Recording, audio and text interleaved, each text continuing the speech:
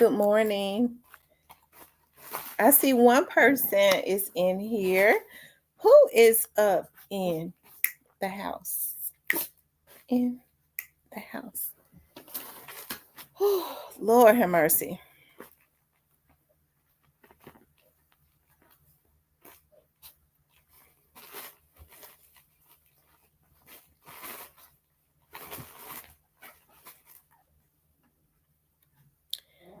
I see Clarinetta.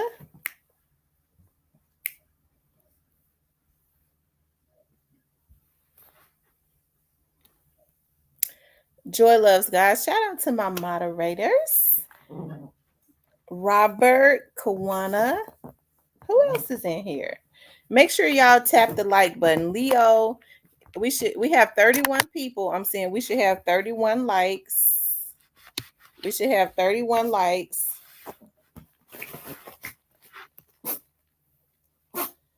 Look at me, little boy. I'm tired of you climbing. Y'all too bad. Good morning, everyone.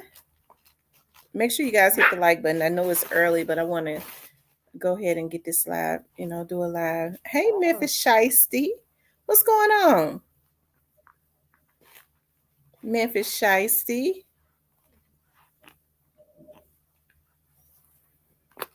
Shan, Ashley. Who else is in here? I be wanting to know who in the bushes sometimes.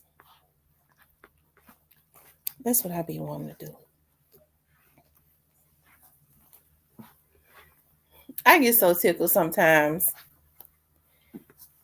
on how people love to discredit you, but all they know how to do is use your verbiage.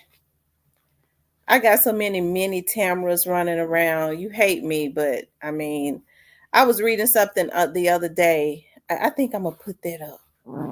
It says that haters are just confused admirers. Okay. If you get me out the way, if I stop coming on here, even though you regurgitate and use my verbiage verbatim, I mean, your vocabulary would be limited. You wouldn't even know what to say. Hey, Odell. Hey, Kimberly. Straight to the point.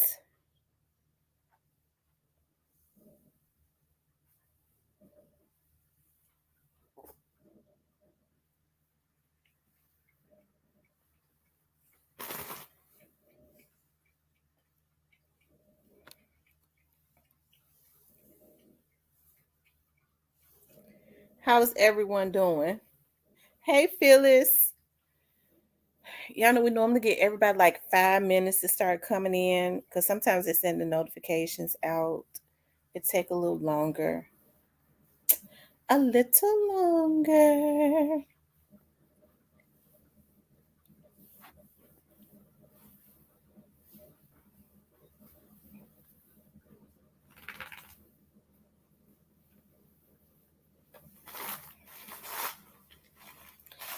Hey, Rudy. Y'all love my 3.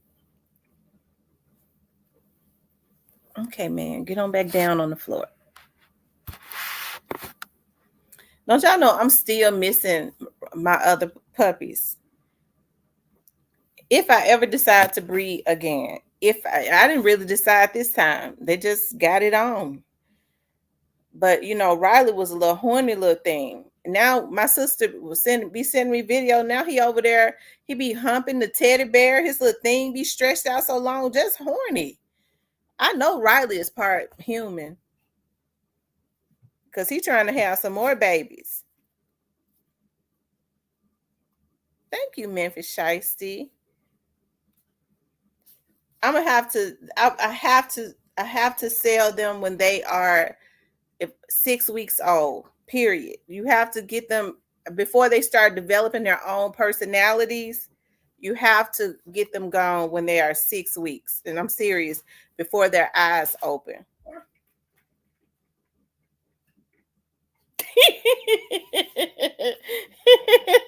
Y'all know I'm goofy.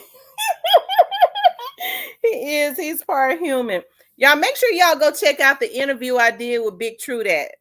Big True that did a really good interview. And I see that Big True that I'm gonna have to holler at him because I see he can have quite a few people to come on to his platform from around the Huntsville, Alabama area. Y'all know I just bought a lot of TV airtime around that area. So I need to I might need to I need to talk to him about some stuff. Yeah, True that did a really good interview. He did another interview with a queen trap lady or something, and that was a really good interview. Hey, listen, I'm gonna tell y'all something. I be loving to see people, do their thing. I do. Hey, I don't have a covetousness spirit. Whatever it is that I want, I go get. Okay. I've never been the type to try and hold anybody back or not want to see anybody do anything. You know how people like don't want folks to know about other people, but I ain't gonna tell nobody I got this off of Tamara channel because they'll start looking at her. You can't stop if it's meant for them to be. One thing I do know, if it's meant for certain people to be on your channel, they gonna find you. That's it. They'll see you in the algorithm. Whatever is meant to be will be, right?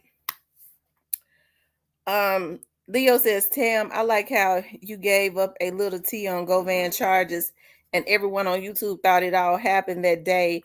And you came back later and said some of them was old warrants. Yeah. Listen, somebody sent me a video of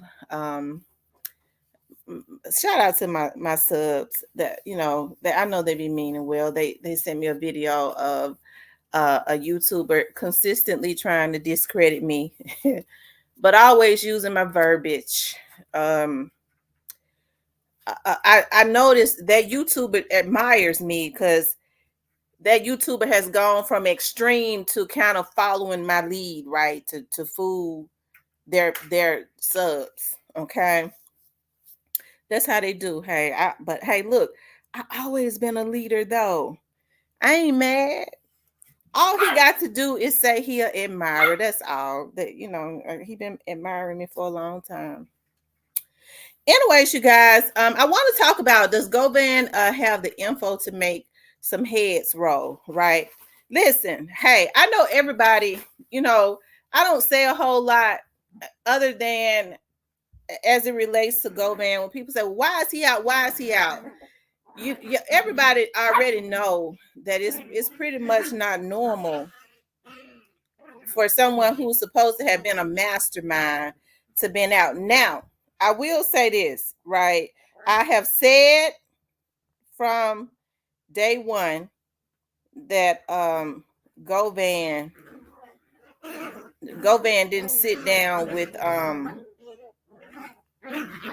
I don't know how deep I don't know if he was out there. I'll say that. I don't know if he was out there. Govan knees look like they pretty bad. I don't think he was he was out there running, right? But I don't know how deep he is in because I've heard people say that he was out there shooting. I'm talking about on YouTube, child.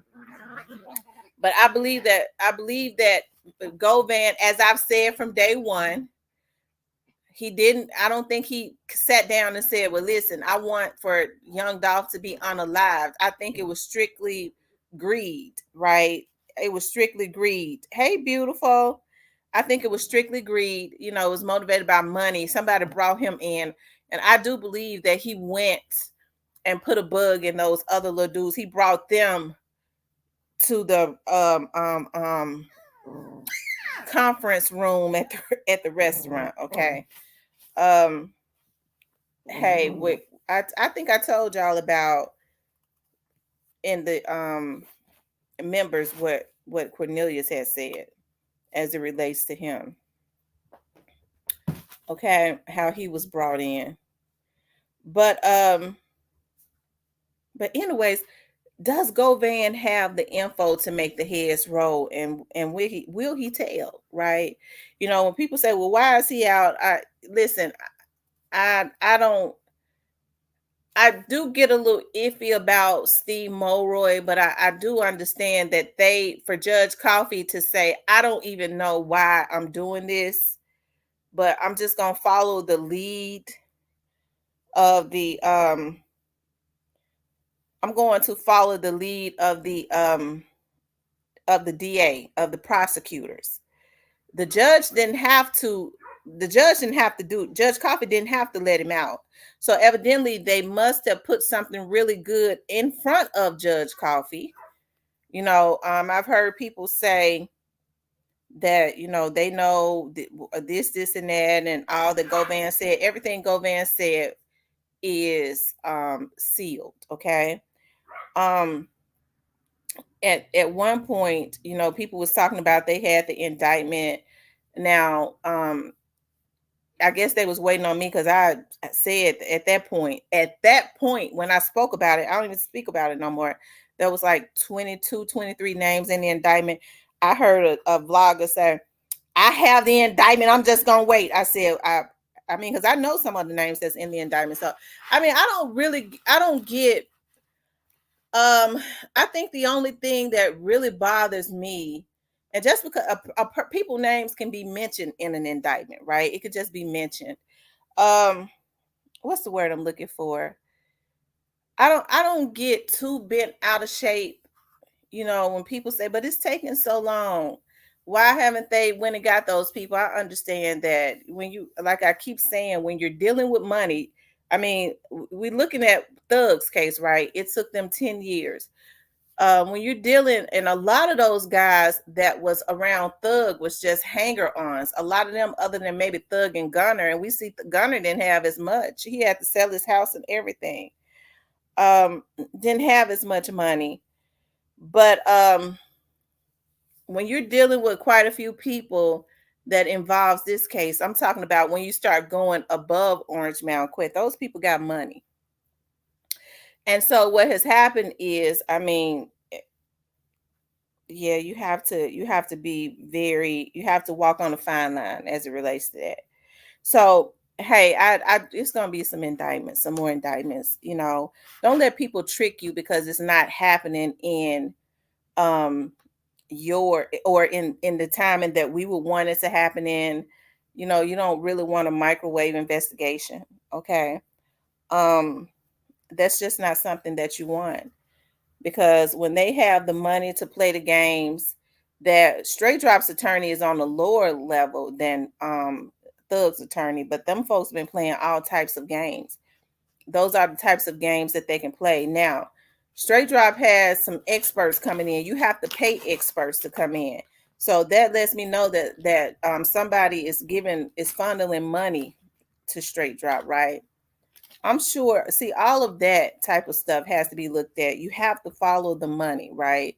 Because that's the root of all of this. Wherever the money came from, and we have an idea of it. And so when people say, "But it's obvious," I mean, you can't win. You can't get a conviction based on what's obvious. You got to have some hardcore facts. Well, then, how come they don't go get the facts? What I believe that's what they're doing. They're making sure that they're making their facts what we know to be facts and obvious. You have to make it concrete, because you look like a damn fool when you go in there. Well, it's obvious. First of all, the judge is going to say you're incompetent, and I probably need to start reporting you to the board, right? You ain't got no business with an attorney that's walking up in a courtroom, a court of law, talking about what's obvious. He's incompetent. Okay. So that's what's going on. That's what I listen. When I was working in the investigative unit, when I was working in felony response, sometimes I would have to, when I started off, I was a transcriptionist. I would have to go and do some statements and stuff for homicides and all of that. And when they would go, and the prosecutors, when they would go and get the prosecutors, right, they would go, hey, the DA, I think we got enough now to indict him, to charge him. And the DA would go, yeah, but see if you can, this right here ain't good enough. They was coming down there constantly looking at statements. Now you need to get a little bit more. because we're not gonna take this to trial. We can't take this to trial. I don't think we can confidently get a conviction. We need for you to get him to tell us a little bit more. And so they would go right back into the interrogation room, right? And so that's how that works. I don't know if a lot of people know that, because we look at TV and stuff.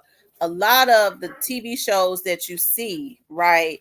Even a lot of the so-called crime shows, it's kind of embellished. It's kind of, for TV, right? But that's not really how it is, okay? And so I think that's why oftentimes we kind of get an urgency, not because I'm taking up for MPD or anything like that. Hey, or Steve Morrow, y'all know I'm not taking up for him. It is because, like, I'm an investigator myself, and I've done work for the DA's office. I've done work for criminal attorneys or whatever. And when they have me to go and find witnesses and get statements and things of that nature, sometimes they would say, "Well, why didn't you ask him this, or make sure you try and get this out of him, ask him that or whatever." Because that's not going to be hardcore, or we might have to try to find another witness or whatever, or something like that. So I kind of understand that when you want to get something solid, that it can be perpetual. And when you're dealing with quite a bit of money, and now we see a lot of people who got that money and know that they are up under the microscope, they're kind of being evasive as it relates to a lot of them. I'm sure you can't get none of them to talk about the Young Doss case. If anybody mentions the Young Doss case to them, I bet you that is they have come to they've all decided together that if anybody mentions that case to them at that point, or mentions Young Dolph, or try to bring up Young Dolph, probably with the exception of Black Youngster, and he probably don't talk about it at this point. Okay. That person is suspicious. Get that person away from around you, right? I think that's what's going on at this point. But does Govan have the info to make heads roll? Yes, I believe he has the info. Will he tell? I believe, and this is just my belief. Okay, this is not fact or anything like that. This is just my belief. I believe that Govan has been selective. I believe Govan has been selective on who he wants to tell on, just like the other ones. Okay, I think I maybe some of them have told what they know, because I believe some know less. I believe maybe Cornelius might know less than Straight Drop, right? He might know less than Straight Drop. But as far as like Jamarcus and Cornelius or whatever, I believe or know that they have told what they know to tell, right? At this point, it would be left up to like the Straight Drops, the Orange Mound Quitz, the Devin Burns, the Trayon Ingrams, okay? Those type of people who know, right? They know now. And they've been very quiet. Everything has been very quiet. Now, when Trayon have court dates and things of that nature, and they have to transport him, it's nothing unusual really about, well, I mean, they keep it really quiet. I guess it is because they can say when there's going to be a court date, but they really don't say it. But I think Trayon has to be transported. And what I do know about when they're transporting inmates, they don't ever want you to know the exact time, because they don't want any hijackings or anything like that. So that kind of has to happen. As far as making a court date that should be public, as far as telling when, because they could take him to the jail the night before. They could transport him the night before and make sure he's in the facility in that county, right? And then go back and get him the next day. Sometimes they do it like this, take him 2 days before when they know he has a court date, because what they try to do is make sure that just for safety reasons and stuff like that. But Will Govan, I was looking at Govan. Govan looks like he's pretty tired. I was saying that last night. He looks like he's tired. I don't think that Govan is above telling. If Govan think them folks trust him, he got to be out of his mind. Now he kind of walks around, and I've said this from the very beginning. I never understood why Govan didn't have a sense of some type of paranoia, right? With just walking around and wanting to be out there, right? Maybe he's a little kook, well, maybe he's a little cray cray for real, okay? Um, hey, but when you look at people like Govan, you think about what Govan probably don't care. You know what I mean? Sometimes, I thought about when Govan lost his daughter, and I was looking at some of his posts. Remember, he was very broken when his daughter Lotta Cash Desto had passed away. Unfortunately, she was unalived, and she was a young lady, and maybe he felt some sort of guilt for some type of reason. He said he felt like his lifestyle got her, uh, because of his lifestyle that happened. I don't know if he meant karma or something like that. um he would be talking about, I'm on the airplane, I wish the airplane would crash, so that I can go see my daughter. So he was pretty much broken. You have to think about feelings like that don't go away, right? I don't care how many kids you have.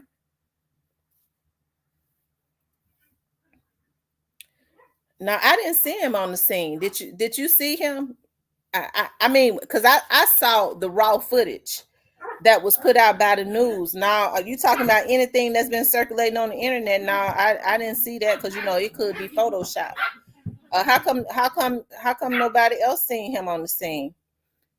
When was he on the scene, love? Tell me that. When was he on the scene?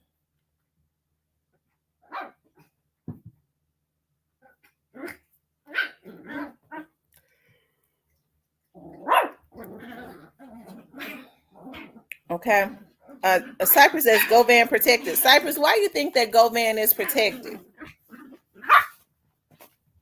But I'm gonna tell you something. Somebody like Govan that's walking around, I'm sure he's got anger. He's got anger. He's got guilt. Anger of what happened to his daughter. Guilt of what happened to his daughter. I don't think he feel. Hey, listen. I don't really think he feel no type of way, and it's sad to say, about what they did to Young Dolph, because we saw that when he was on Stan G's, when he did that interview with Stan G.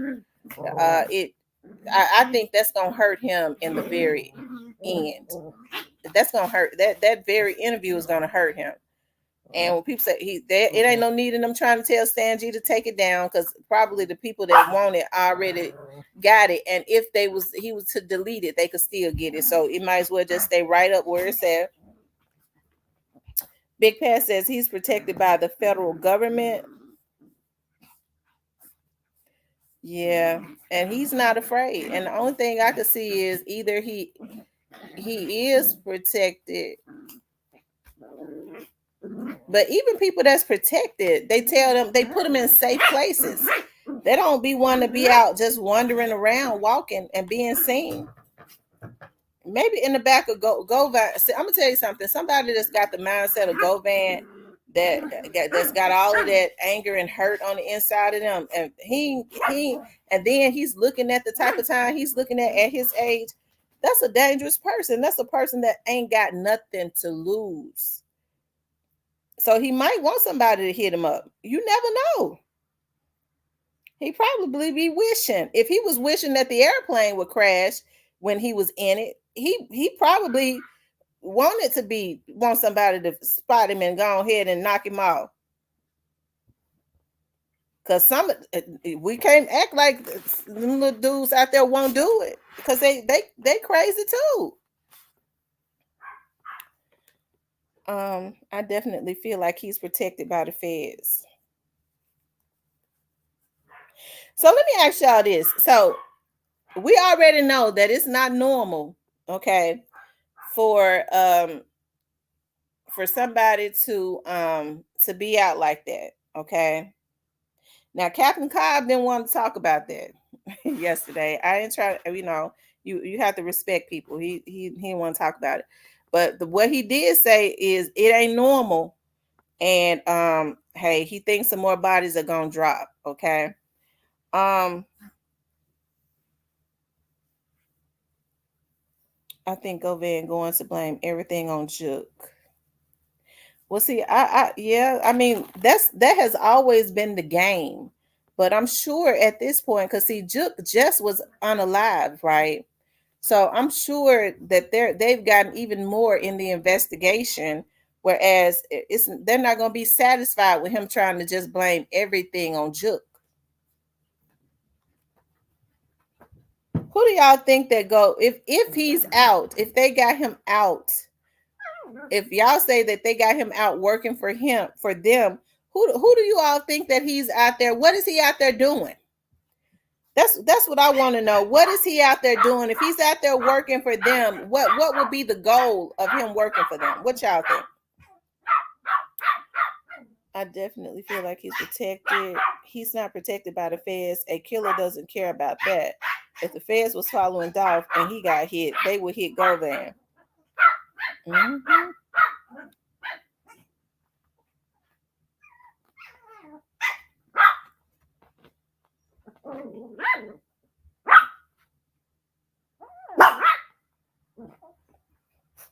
Mm.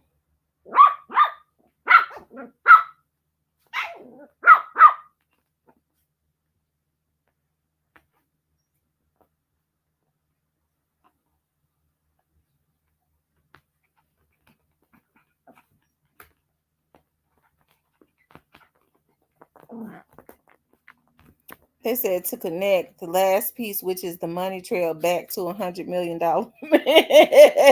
Because y'all do know, listen, when people say, you know, folks always be wanting to discredit me, like I said, like I don't know. But he could go and say, this person told me this. I mean, he could go and say, you were the one that paid him, or I was the one that paid him. See, people look at the TV stuff when they sitting on the stand and said, Your Honor, I break down. He told me, and then the police go and handcuff them. Okay, everybody go woo, and then they go handcuff the guy that's sitting in the courtroom. Oh, he was the one that paid him. That's TV. That's not how it works. Because he could say I paid him, but it's they can't come and arrest me. They gotta prove. I said close your damn mouth up. They have to prove that stuff.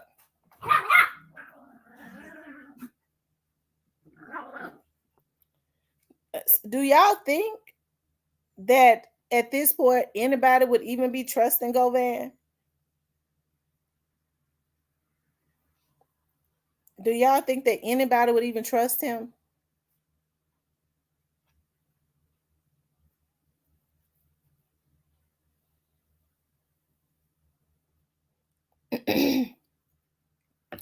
Now with Teasy, listen, I would say when people say that they dropped the ball on Teasy, I'm sure they told Teasy to stay out the way. I'm sure they told Teasy to stay out the way. Teasy was on their street because he was going to meet somebody that he trusted. Because understand, when Teasy would drive around, he drove around with that Pooh Shiesty mask on. But I think Teasy had been staying all the way out of the way because he didn't trust nobody.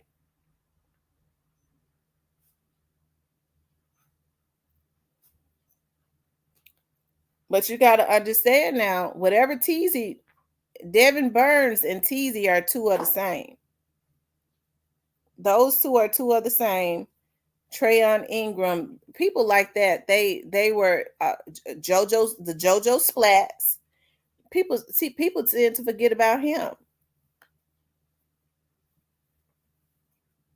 Now I was looking at something on CEO Bobby. CEO Bobby, I think he might want to be on the same stuff, but I think he got him a job or something at this point because he got to work.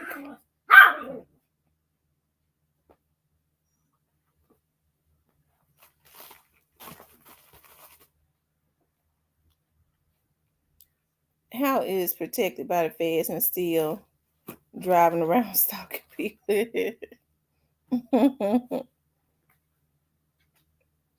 mm. But anyways, does he have let me ask y'all, so do you all think that Govan has the info to make do y'all think he have the info to make the heads roll? Govan been dealing with them people that wanted Young Dolph out the way for a long time. He could tell on Black Youngster and Moneybag and Lil Migo.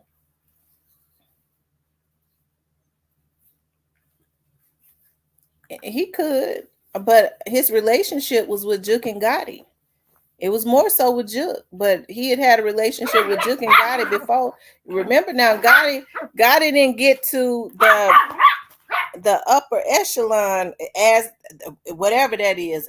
To me, it's just an illusion.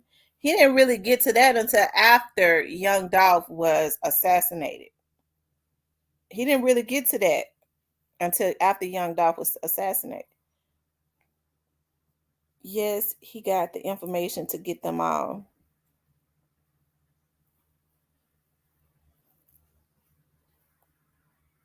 Govan's attorney trying to Govan playing a dangerous game. They wanna hold back because they want Govan to be exonerated or whatever. It can't happen because he played a big role in what happened. It can't happen.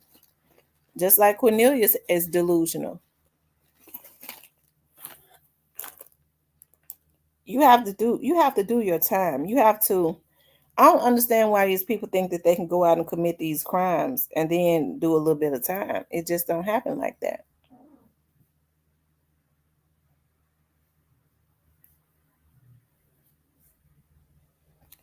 Said Govan is calling CMG encyclopedia.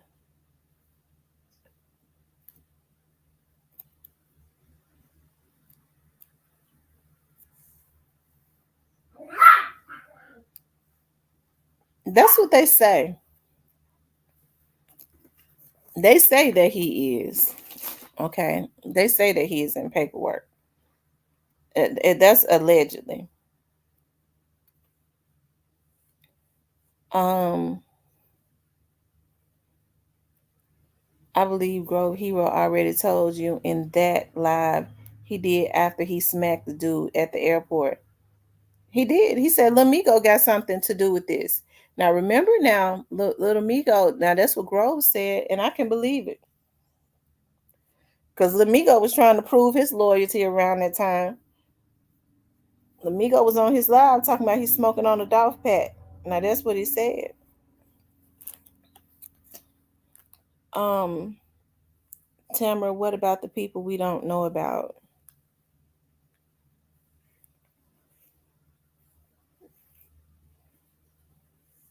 Yeah.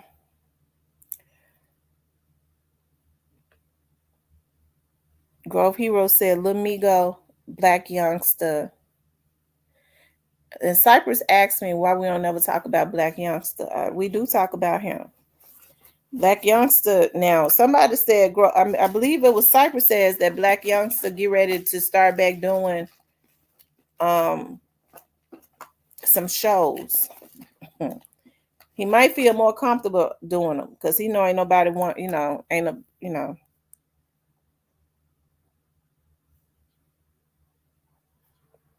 But Black Youngster, I mean, everybody got to admit now that is awful weird.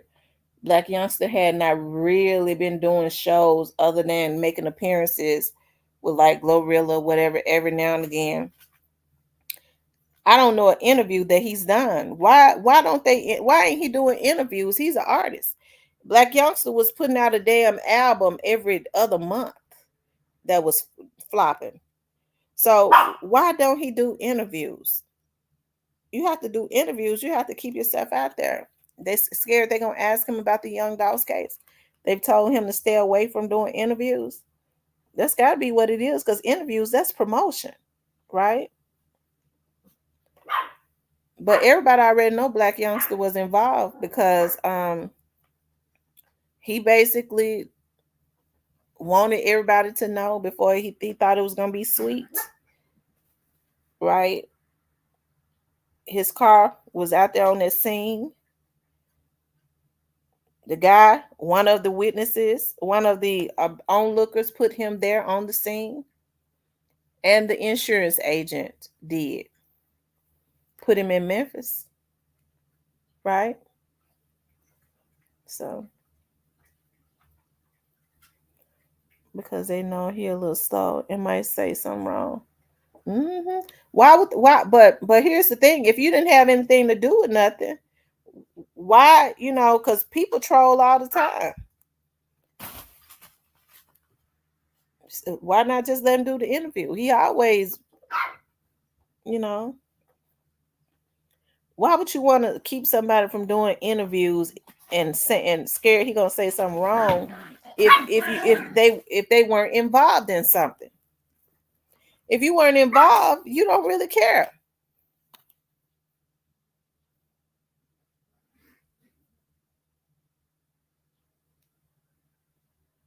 Mm. Anyways, but I've always talked about Black Youngster. Okay, Black Youngster was involved. He was out there on that scene. Now, somebody was saying Govan was out there on the scene. I don't know if he was or not. And maybe he was in the car with Black Youngster. I don't know.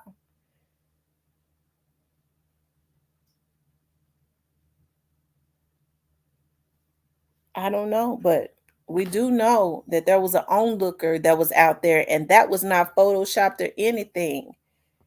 Okay, that said that was him, and of course, that was not a Photoshop situation of that video. That was raw footage of that car coming from down by Joyce Lane.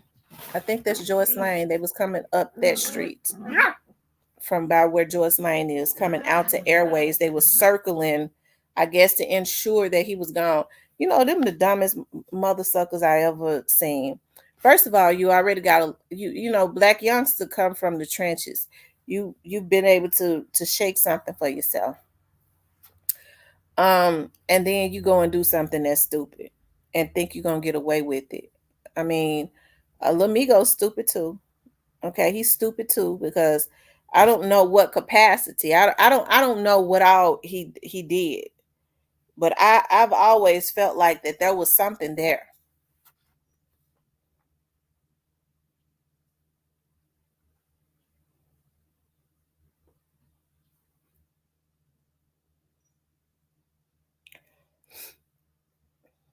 Um, he have no reason to do interviews. Why not Cypress? Why don't he have any reason to do interviews? When you put out albums, you go and you do interviews and stuff with bigger vlogs like the Breakfast Club, Ebro, and all of those people. That's where you go to on those big platforms to promote your stuff.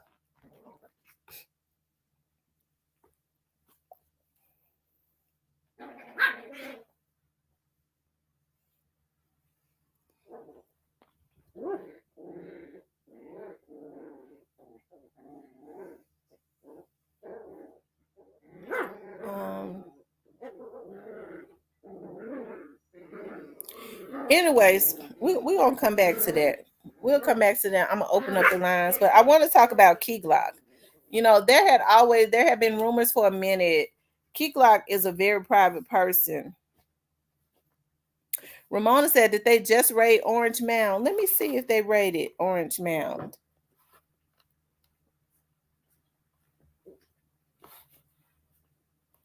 Let me see. Would it have been something recently?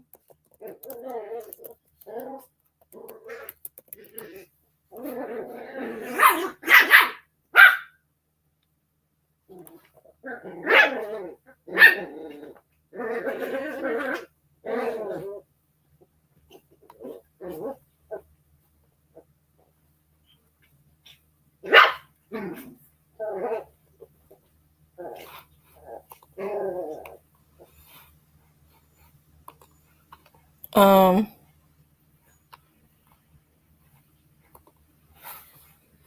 don't see it. They raided a house yesterday in the Mound.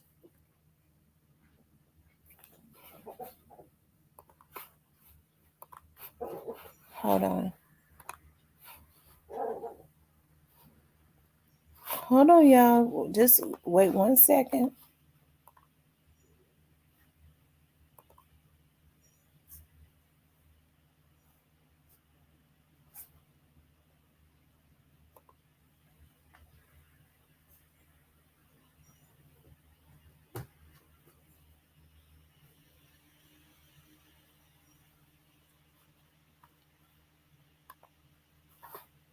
Hold on, you guys. Hold on.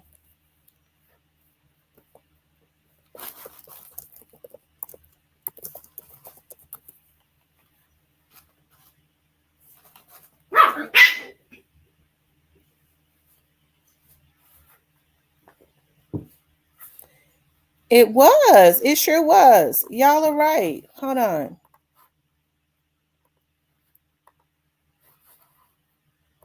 And they telling me I need to get home. Because these folks tearing my house up. All in here, man.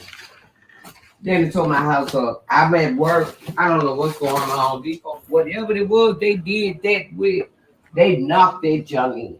I can't understand it. And you all haven't had any previous warrants No, or police visit? No, sir.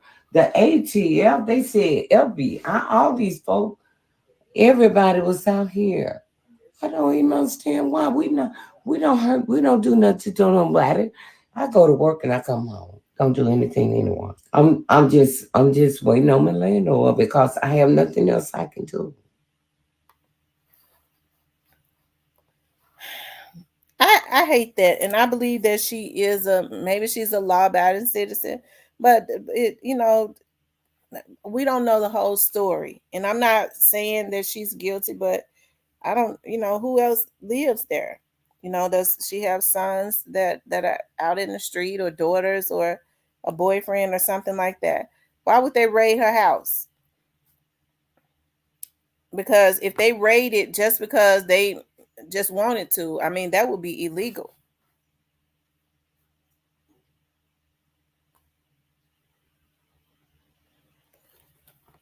Um. Anyways, let's talk about this right quick. Keyglock.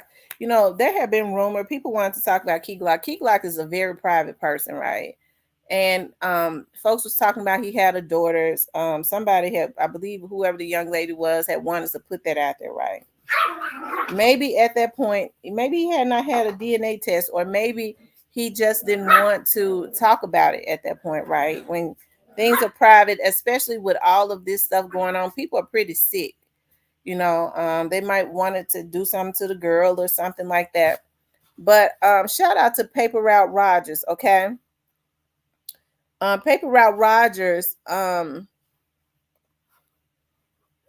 a video of Keyglock. He did an interview, okay? He did a performance and he did an interview. Shout out to Paper Route Rogers. It feels good. I feel the energy already. Yeah. Yeah, I already feel it. What are you looking forward to the most? When somebody gives you that call, like, hey, we want you on Birthday Bash. Like, what do you look forward to the most? The crowd reaction. Yeah. Fans' reaction. Yeah. Now, we lost a real one. Long lived off. What does it mean to keep going? Like, what keeps you going? Because, a lot of people would quick be like, man, I lost my dog, the closest person to me. What keeps you going? My daughter, my mom. Mm-hmm. Yeah. That's it. That's all you need, to keep going. Now, you're going viral right now because you said, look, you looking like, what are you talking about? You said that, what did you say? Hold on, I got it right here. You said social media has destroyed our generation. Yeah, that's crazy. But I feel like, when it comes to social media, like when you even got arrested, you had your phone out. And I feel like when everybody could see something like that, it could have maybe saved you from something that was going on. So elaborate a little bit on why you said social media has destroyed our generation?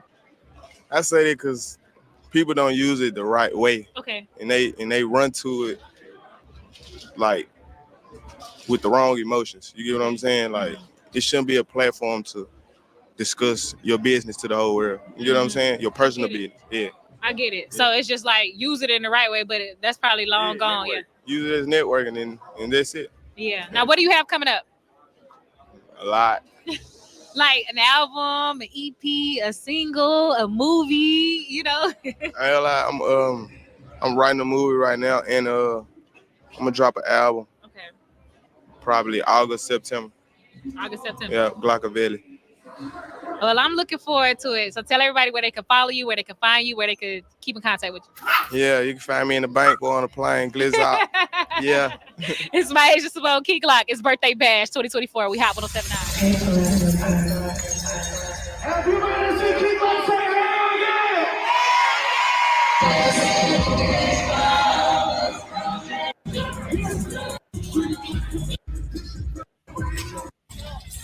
Hey, play this shit. Let's go. If it ain't one thing.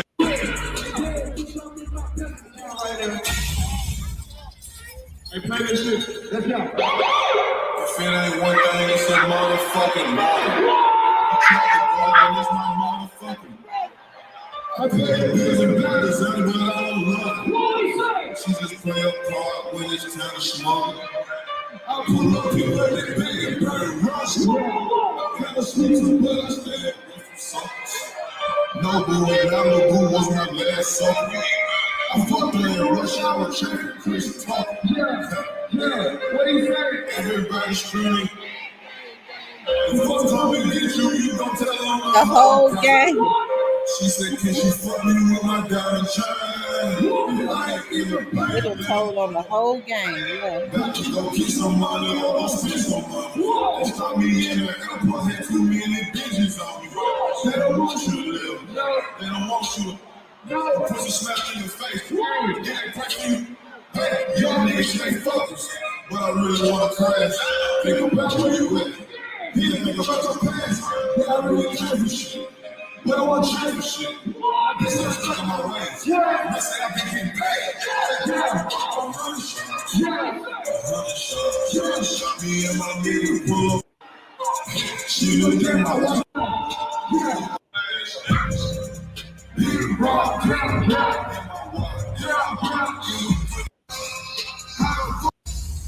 And I go back there and good job. Appreciate everybody coming out and support what we did.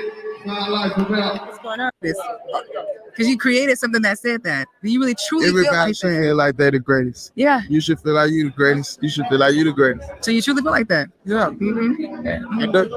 Who's the greatest rapper to you besides yourself? Oh, yeah. Guess I, Besides you. that ain't me. All right. Dolph. Young Dolph. Of course. Okay. That's given. You put something on social media the other day that said, social media ruined this generation. What made you tweet that out? Like, what was something that sparked you at that moment that made you tweet that out? I just be seeing the wildest, weirdest stuff on the internet. Like, why you putting it on here? You also said something recently where you were like, I ain't trying to go back to the old me. What's wrong with the old you? I don't even want to talk about the old me. You be tweeting some real stuff that be really going on in your life. I don't just tweet to tweet. Yeah. But whenever you've been in a relationship and stuff and you get upset or mad or something, do you be like subtweeting? Nah, my girl ain't got no Twitter. I can't even subtweet. She ain't even gonna see it. Nah, she gonna see it. She'll figure it out. Tweet. Somebody gonna tell me. What's something that people would never expect to know about you? I'm a big giver. Yeah. Big heart. What sign are you? Leo. Leo. That's like a Leo certification today, huh? Hey, for real though, what space are you in right now? Like, because I think we always ask people, like, oh, how are you? But like, what space are you truly in right now? I'm in the same spot. Howard. It's life. You're with the punches. Yeah. What's your favorite album of all time? Young Dog Bulletproof.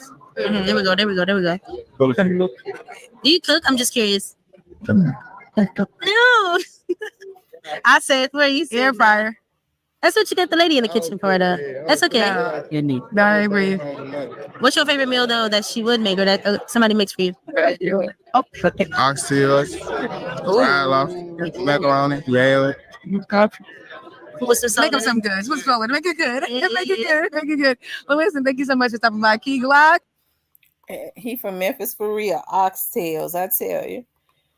Anyway, shout out to Keyglock. That's the Prince of Memphis right there. Keyglock is the Prince of Memphis. We cannot take that from their young brother. Okay. Now, when I say the Prince of Memphis, when they made one prince, they didn't stop making them. Okay. But I identify him as being one of the princes of Memphis, and he right up there at the top. Okay. He's up there at the top as far as being one of the top princes. Okay. So shout out to Keyglock.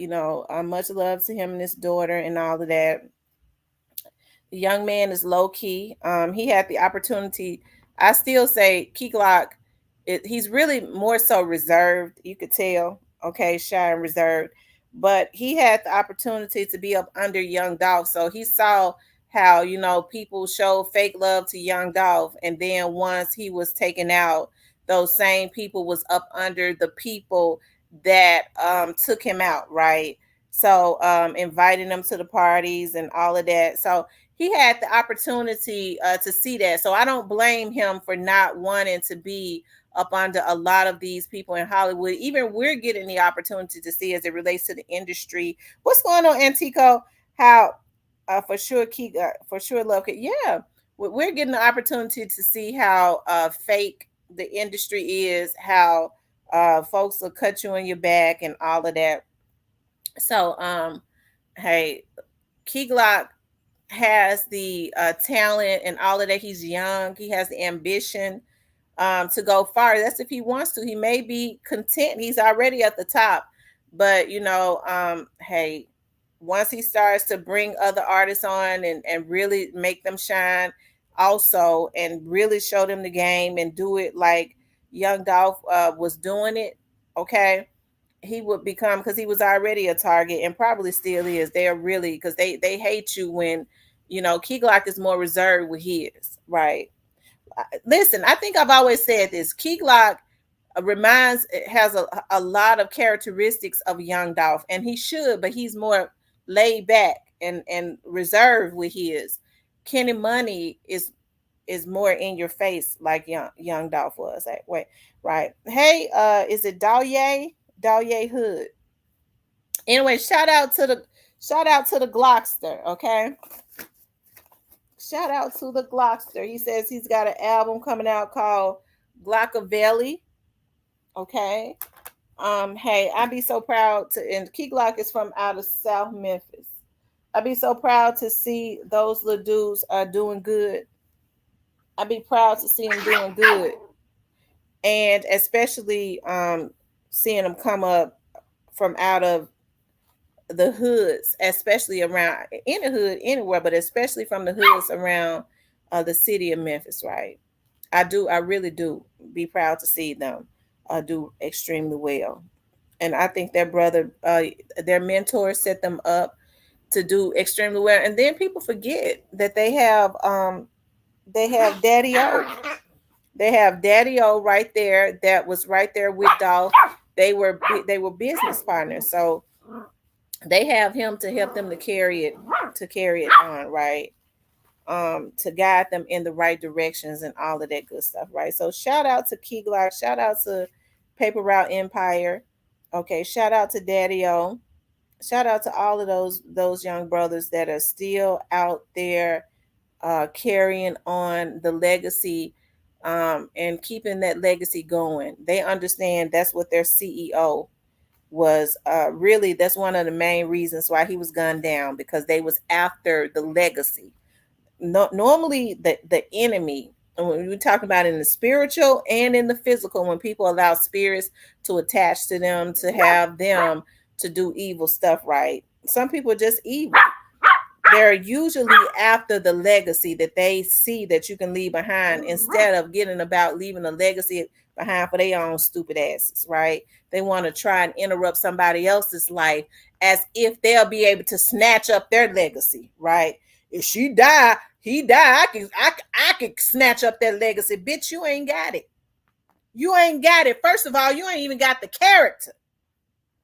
And that's the issue with people. They get about being jealous of somebody else instead of trying to get in their lane, Build up something, be authentic, build up something for yourself and leave some legacies behind. They can't do that because they too busy trying to interrupt somebody else's life with their jealousy. It take a whole lot of planning and all that crazy stuff. It take a lot of energy to be sitting up plotting. We're gonna hack our phone. We're gonna get our information. We're gonna do this. Bitch, leave some legacies for your children. You got damn kids. A lot of these folks got kids, and if they ain't got grandkids, they gonna have some. Instead of getting in their lane, leaving a legacy behind, so when generations to come, they can say, my this right here, this wealth came from my great grandmama Tamara. She built something for us. See, folks are too selfish now. It's about me. I want to go buy me a Gucci purse. You ain't even got no money to put in the Gucci purse. You ain't got no money to put in the Gucci purse. You see, they gonna die. I get to stand on, it just bothers me so bad when I think about Straight Drop when and did all of that, what he did, so he could stand in front of a rented car and where probably the Gucci North Face was probably rented and take a picture and say no face, no case. What kind of sense do that make? And he got his ass in jail and ain't gonna get out. See, that's what I'm talking about. These kids live, and these old ass folks, they came from another era. It ain't nothing I hate worse than an old fool. Yeah, when I put on that, they gonna be saying, yeah, he got some money. Nigga, you 45 years old, and that's how you think? Because one thing I know about rich people, they don't go and buy Nikes and stuff like that. They'll go into Walmart and buy some damn shoes. They might be driving a Toyota,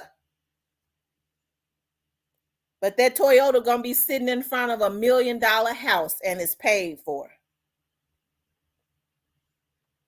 See, we got the issues confused. I got a Bentley, but you live in a shack that if you sneeze too hard, you're gonna fall through the damn floor. You get mad when it rains. Ooh, why it's gonna rain? Because you already know you're gonna have pots and pans sitting out everywhere because the roof, you won't even get the roof fixed, but you got a damn $100,000 car sitting out in front of the house, and you got to park it next to the damn window by your bedroom so you can hear them when they try to break into it in your neighborhood. You ain't have much sleeping right. Oh, I think I heard something. You jumping up because you rather have 100,000. Yeah, I be rolling in that car, but then your roof ain't fixed. The house, you got $100,000 house sitting in front of a house, car sitting in front of a house that's probably valued at $8,000, and I ain't lying. We got the issues confused, and folks be getting mad, and she thinks she's something. I came from out the damn projects too. I've had habits, but I ain't no damn fool. I don't go and try and buy no red bottoms. I understand you get a boyfriend for that, okay? But I've had habits. But that definitely was just habits of trying to make myself feel better. We all have them. I went and bought all them damn shoes. I was like, dog, I got over 700 pairs of heels. And I was so messed up with doing it. I got them twice over in my office. I'm like, dog, when I went through my closet and stuff, I did some cleaning. One of my friends, Helen, was over here with me when I was going through my stuff. And she was like, Tam, you got 2 pairs of them, brand new. I said, here, you take them. She left with a big brown bag full of stuff because I had double bought shit, just wasting money. And my mama had been saying, girl, why you spend all your money on them shoes? Whatever you got going on, it's a sickness. You need to stop. We have this codependency in our community and stuff, and that's what it was. Every time I started feeling bad about something, I started thinking about my dad.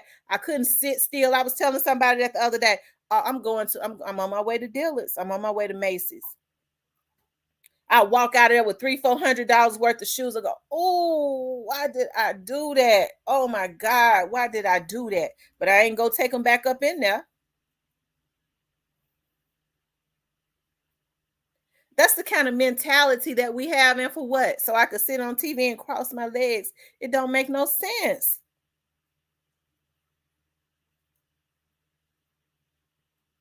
So we got to change our mindsets. Right. We do. We got to change our mindsets.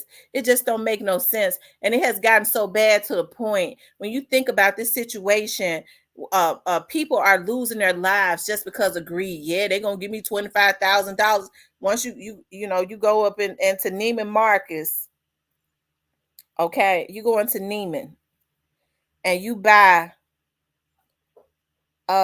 whatever you're gonna buy from up in there, and they putting the receipts and stuff all on. Yeah, I was in Neiman Marcus. I'm gonna tell y'all a secret, because I had a Neiman Marcus credit card and they closed it because I wouldn't charge nothing else on it. You know what I found out? Neiman Marcus and Dillard's and Macy's got the same quality of shit. That they got the same quality of stuff. And we're just content. You don't hear a lot of white people talk about they shopping in Neiman Marcus. You got black folks putting the receipt all on that. They wrote me, if you don't charge nothing, we're gonna close your account. Let's go mess with your credit. I closed the motherfucker because I don't want it.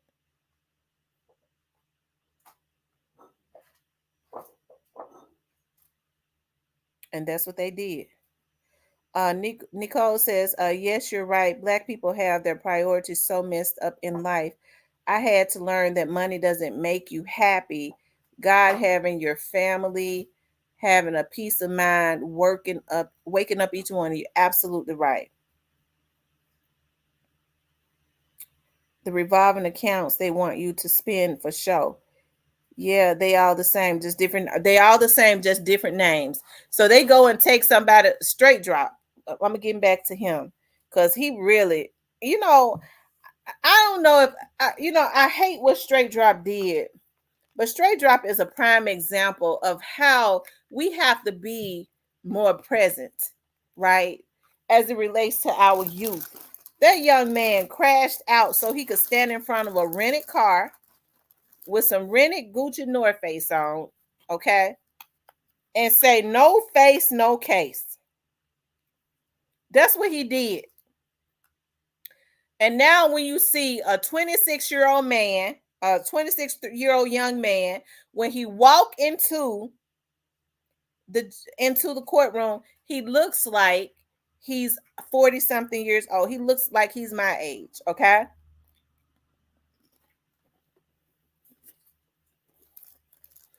Hey, Alabama hitter.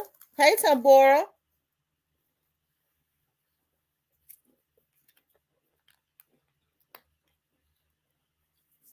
So there's something going on, but I ain't killing for no shoe. I ain't did nothing to nobody but for no shoe. I was spending my hard earned money, and I works hard for my money. We all work hard for our money. So does Orange Mound Quit? And see, Orange Mound Quit is my age, okay? So Orange Mound Quit knows better. He's been in and out of the system. I can't understand why Orange Mound Quit would go and get himself involved in something like that.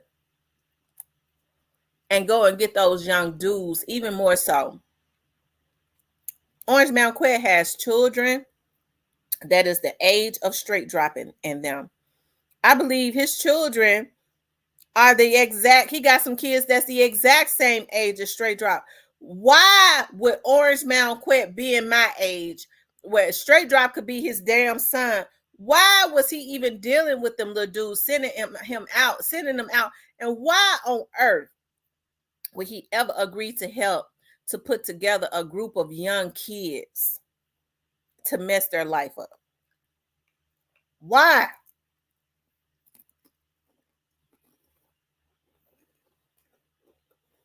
You know he knew better. He was wrong. Okay.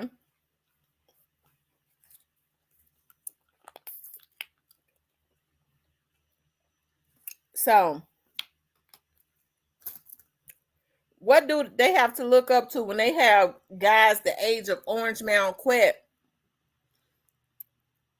that can be pulled in by the big Jukes and the Gottis and anybody else that was involved to help to put together to bring some guys to the table, because that's what happened. And so he wrong. He wrong.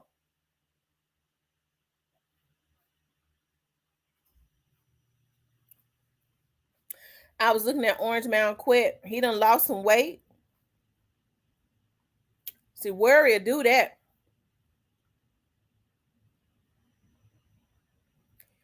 And when he was getting into that car, you could look at them knees and tell they bad. That comes with age.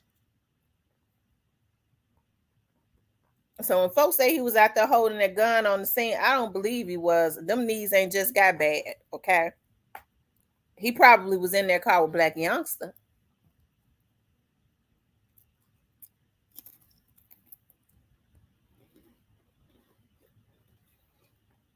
Y'all, excuse me, I'm eating some peanut butter. Now when I get a sweet tooth,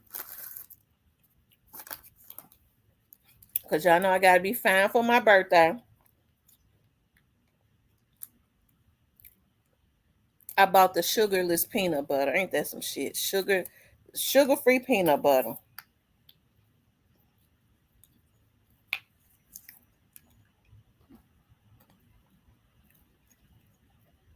They said stress-free.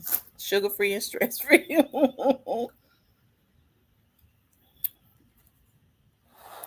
Anyways, I'm gonna open up the lines. I talked for an hour. Make sure you guys call in, okay? Call in. The number is 615-854-7509. 615-854-7509. Don't y'all know somebody threatened me yesterday? Went to my Facebook account and threatened me, and I sent it to the FBI.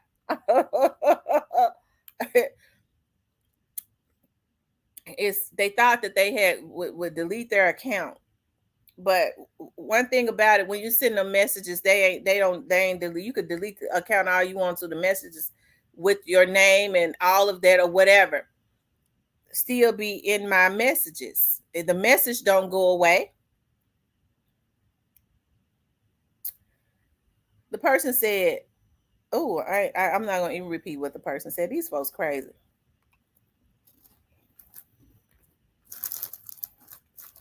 I sent it to the FBI. I told y'all this stuff would start up again. Y'all saw that young man I had on my show yesterday. He connected me with an FBI agent. You heard what you saw. He said he did, right? I sent it to him. That's been working this stuff with this fraud and selling folks information and stuff. Y'all, these folks is sick, but that's what happens. Why on earth would they ever want to threaten somebody crazy as me? Because, bitch, I'm a fish fillet you if you come here. I've been waiting to use my new weapon. You're going to leave in a meat truck.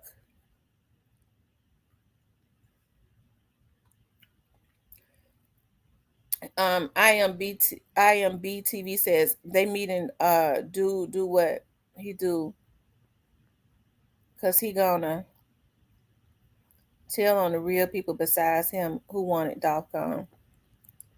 Y'all, if I was scary, I wouldn't even be talking about this damn case. That's if I was scary.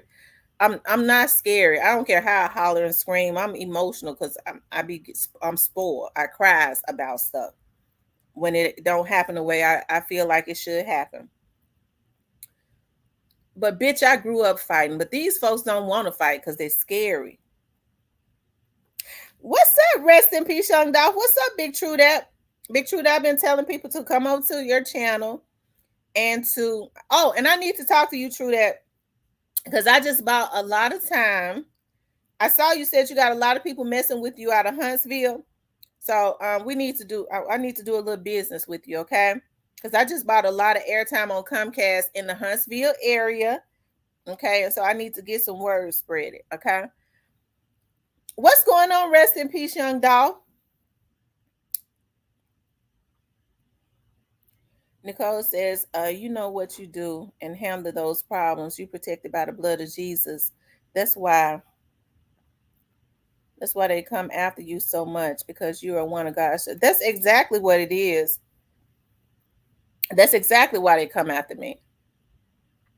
They think I'm gonna get on here and say, ooh. I might get on here and scream and cry, bitch. But behind the scenes, I'm gonna be like a bulldog. Because I mean, you're a threat to my person. I don't know why these folks be letting these folks mess with them. And I truly believe that it's a vlogger that's got these people doing this. The vloggers do it. Now I had Cam Cobb on my show yesterday. Maybe that's what it was. I don't believe that it was I don't believe it was CMG or anything like that. I believe it was a damn vlogger that had that person to do that. These vloggers is sick. See, what you have to understand is the Young Dogs case is getting ready to kick off again. Because see, God and them crazy, but they ain't no damn fools like that. Well, they're a bunch of damn fools, but I don't think they will be sending nobody to try to take me out. Okay? Those are vloggers. When they feel like, you know, I want them. The Young Dogs cases get ready to kick off again. He willingly engaged those young guys to do what they did to Young Dolph because he's allegedly a known hitman. In order to be a career hitman, you have to be dead inside. I agree. Big Pink, now that's the guy's truth right there. Because you got to be sick to just go be taking people out. You got to be sick. Now, I mean, I have been talking about Orange Mound Quitz quite a bit. Y'all think it was him? Y'all think Orange Mound Quitz was the one that did that? They gonna find out who it was, but y'all think it's him? I don't think he crazy, but I don't think he'd be that crazy. I believe a blogger did that. Had somebody do that. They could be getting these stupid ass folks. It was a woman. I can't say that. It was a woman.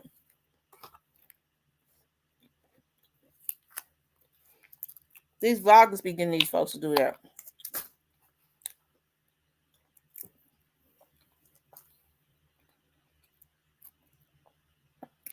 Rest in peace, Young Dog says, he ain't that crazy, T. He don't want to feel the camo shit. I don't believe it was Orange Mound Quitz. I believe it was a vlogger. Hell, if Orange Mound Quitz was gonna threaten me, he would have been threatening me a long time ago. Shit. I believe it's a vlogger. Vloggers have these folks, they go get these mentally ill folks. Yes, Keyglock says that his daughter, he said in the in his interview that his daughter and his mother keeps him going. His daughter and his mother. I like Glock. Glock is laid back. He said he's a big giver and stuff. I believe it. You could tell he's shy. He get nervous because when he talk, you know how he, you know, his gestures and stuff. What's up, Monica?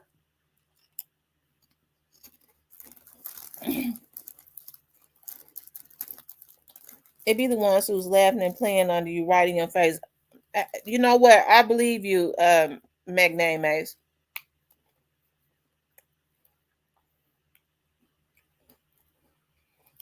It's gonna take a lot more than that because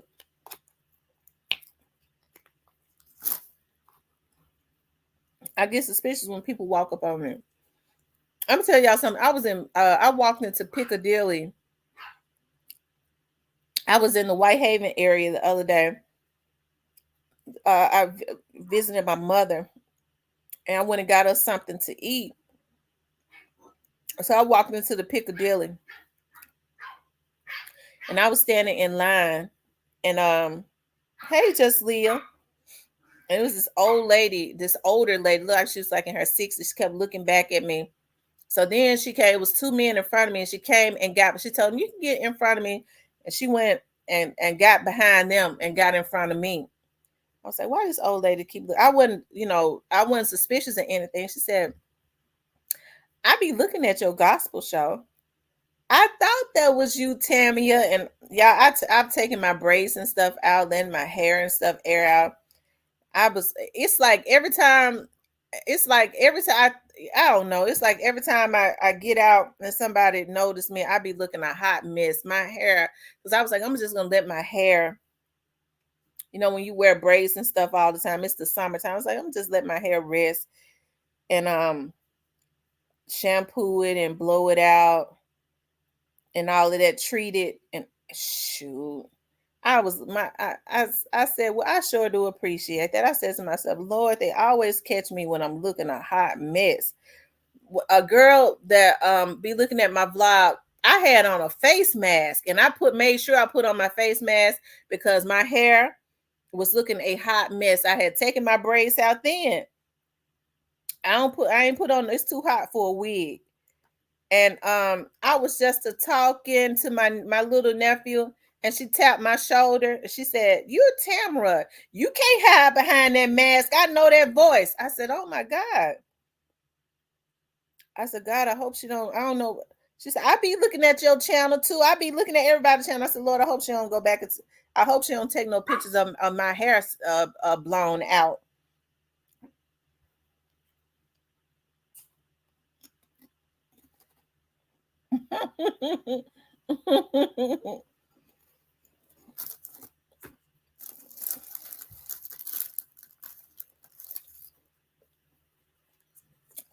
Thank you, Lee. I appreciate that.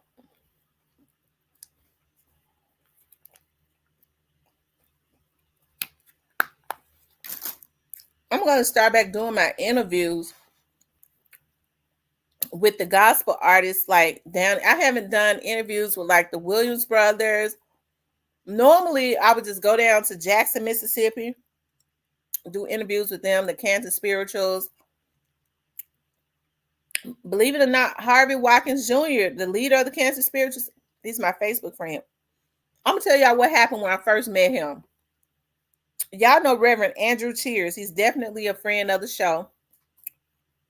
Did an interview with me. Y'all know Andrew Cheers and the Songbirds from out of Byhalia. Always come over to my studio. I did a little documentary on them. And I remember like the first time he came over to my studio, I was like, wow, I love the Canton Spirituals. This was like some years back. I was like, I love them so much. I would love to see them in person. And he says, well, Harvey is one of my best friends. I'm gonna make that happen for you. So they was no, the Piccadilly's has not been in the Southland Mall in forever. It's in the Whitehaven Plaza.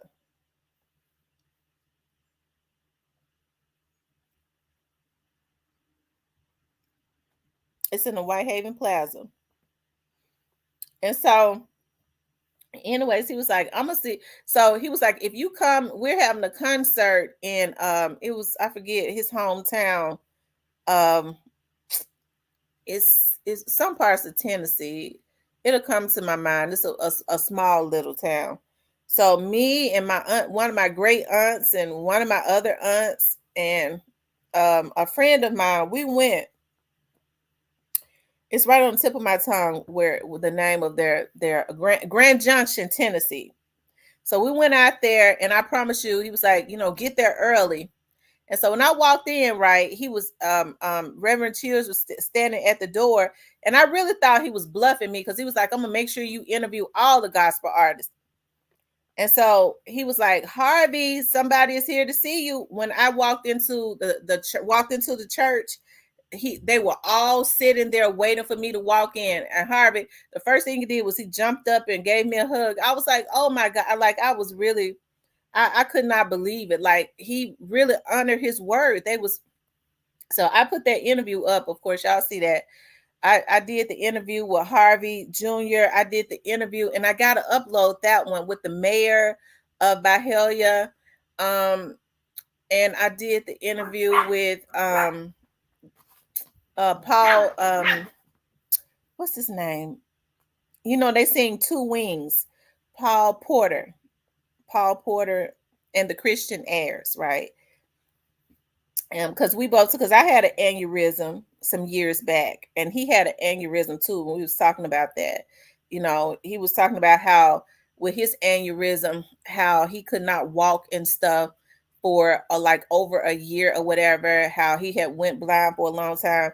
Of course, I don't talk about my aneurysm, but I did have one. I couldn't see either when I was in the hospital. I couldn't see for like weeks. But God is a healing God. That's why, you know, when these folks get around, they don't know what I've been through and what I came through. So they think that their little devilish ways could ever stop me when I've gone through something bigger and God brought me out of it. You think that they low level demons. Let's see. I'm going to show y'all.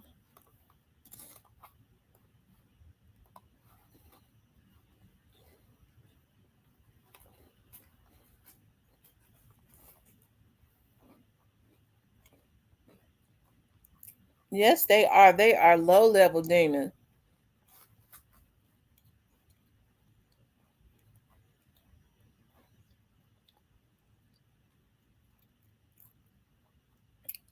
Hold on, y'all. I'm gonna show y'all.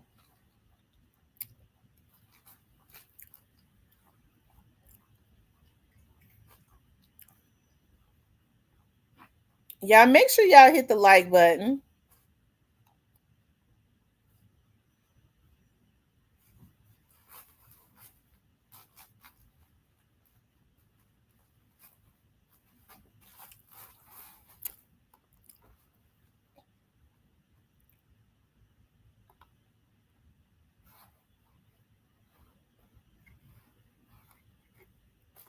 Hold on.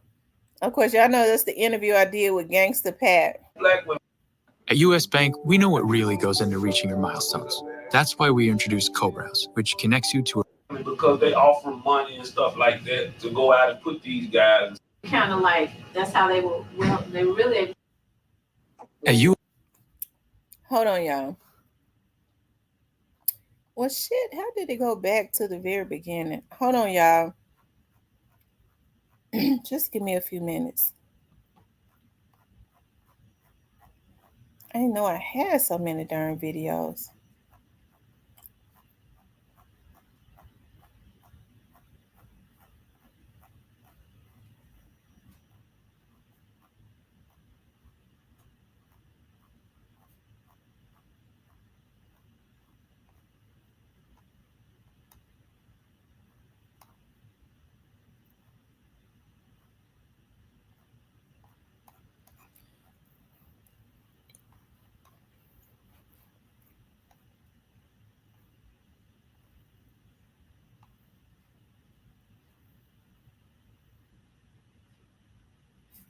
Is this it?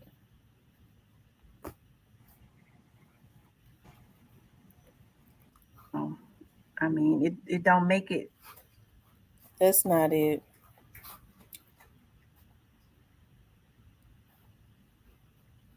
Hold on, y'all. Maybe if I do it another way. Go to the oldest. Maybe that's how I'm supposed to do it, right? If I go to the oldest.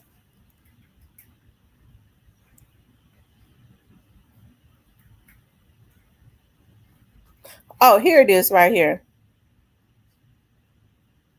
Yeah, that's my dad with the former mayor of Memphis. Right there. That's my dad standing behind him. That's my uncle right there. He bought up several neighborhoods in Detroit. And he remodeled the houses, and he only rent them out for $500. And they are beautiful houses. But this is the video that I did right here. He took a walk that we all have to take. That's what he. I knew. Yeah, that's the interview that I did with Harvey, and he was so freaking nice. I guess I get back to my interviews, but I be so busy, y'all.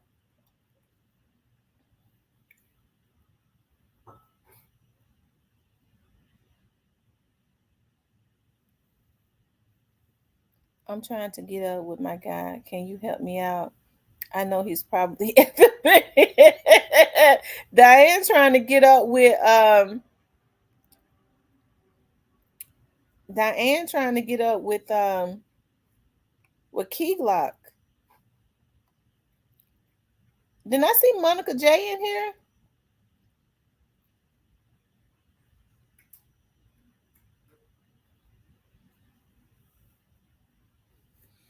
Listen, y'all, make sure y'all hit the link for me, okay? Not the link, but make sure y'all call in. Thank you for the Cash App. I am She Johnson.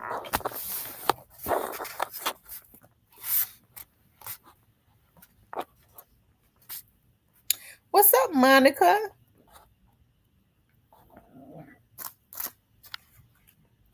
Y'all, this morning we're talking about, does Govan have the info to make heads roll?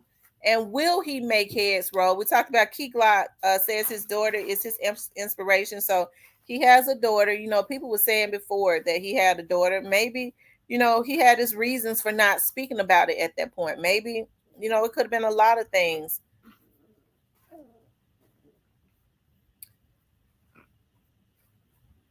Oh, she said her and Rest in Peace Young Dog planning a wedding.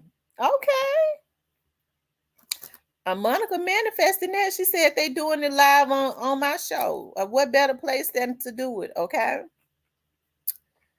Then you know it's in us, sis. But anyways, you guys, let's get back to Govan.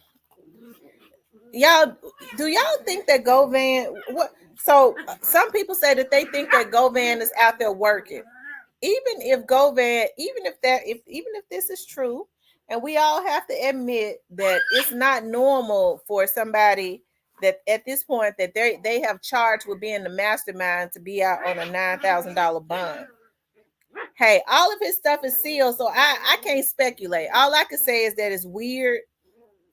But what would they need Govan to be out for? Okay, why would they need for Govan to be out? I'm sure nobody is really talking to Govan, because anybody that's been in and out of jail would know that it's not normal for somebody to be out on a bond like that. Do you all think that Govan still has communications with any of these people? I'm starting to think Govan worked for the federal government, or he playing Monopoly because he got so many get out of jail free cards. Yeah. Somebody came in here and said, you didn't see Govan on the scene. Listen, hey, anything is possible, but I don't believe Govan was one of the ones out there holding no weapon. Govan old ass ain't been out there. He let them young boys, he sent them out there to do it. If anything, he was in the car with, he might have been in the car with Black Youngster if he was out there on that scene. Because Black Youngster was out there. There's proof of that. They said maybe that's why Gotti hiding in Dubai. I thought he was in Israel. I thought he went down there to Jerusalem to get baptized, him and Angela. ZK says, you ain't lying, Monica. Tambor says, shit, I had $1.5 million bond for some ERB. Legacy says, I believe Govan is going to make heads roll. He's the number one witness. How you out on bond? How you out on bail and violent and not locked up suspect? Monica says Govan is a known snitch, right? Diane says Hogan looks like he's falling apart. Yeah, Govan looked like he tired.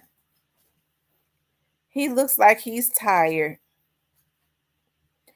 I am She Johnson says, why haven't Govan appointed to court yet? Well, you know, when he went to court last month, I think they gave him a court date of the 20th of July or something. He got to go back to court in July, which is in about 3 weeks. It's gonna be interesting to see. Now, I made the point last night, or yesterday when I did a video yesterday. I said that if you listen, did y'all see that video that I put out yesterday? Yesterday I put it out kind of late. Of Steve with Steve Mulroy talking about he don't know. They're gonna have to see. Steve Mulroy kind of talks like, when he say he don't know, he kind of talks like maybe they don't really have jurisdiction over the case at this point. Because I mean, you can never tell with him, but he kind of talks. That could be it. That's Young Dog's spirit effing with his soul. Yeah, I believe his spirit messing with all of them. So it's so crazy that when you see straight drop little friends and stuff, or people, talking about straight drop, this is what's so crazy to me. They always talking about, drop.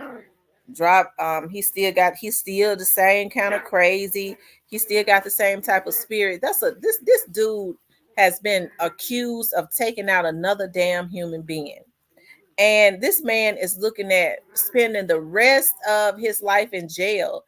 And all his friends could do is try and brag about, he going through it like a soldier. These folks is sick. And I'm serious, they sick.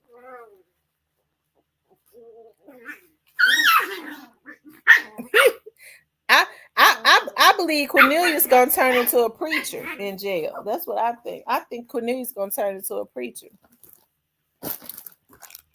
Cornelius can't take his ass in there when he get on there stand hollering about, I ain't have nothing against the nigga. He can't do it like you can't do it like that, Cornelius.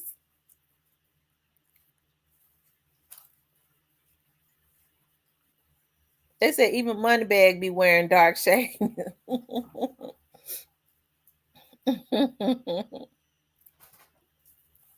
I see Moneybag. I saw Moneybag got on the. He called himself getting his.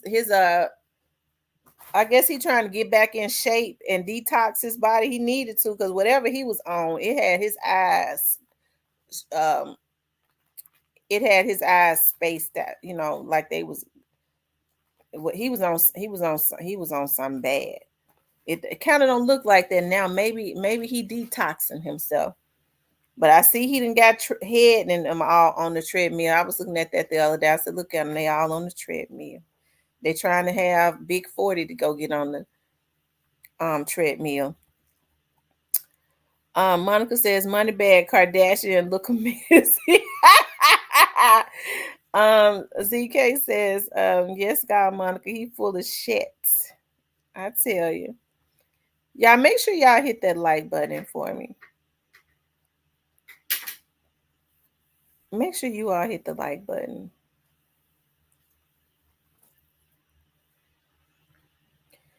So anyways, you guys, mentally he's not going through it like no, he's not. You could tell.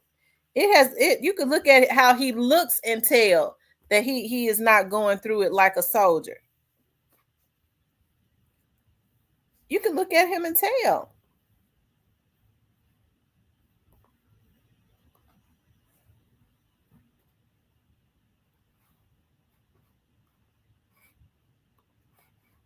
Hold on, y'all. I'm looking at something. I'm getting ready to show y'all something.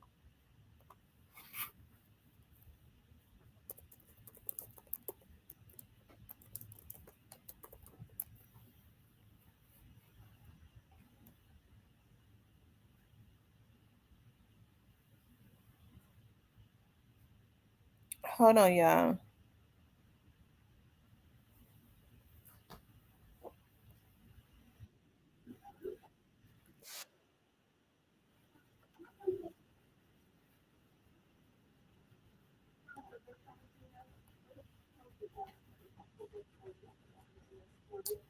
Hold on, everyone. Let me. Good. This is the exact one that I wanted y'all to see. See, this is the type of stuff that that really pisses me off. Okay. This is the type of stuff that really pisses me off because, hold on, y'all. This is when they caught him right after he turned himself in.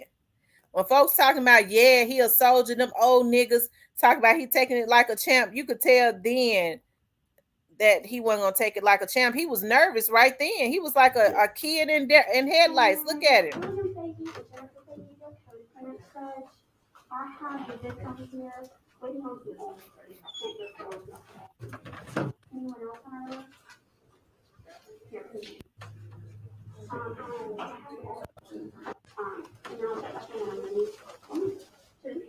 Yeah, he's a law student. I told him to come after his class. All right. Thank you. Justin Johnson. Mr. Johnson, you're here on a Class B felony.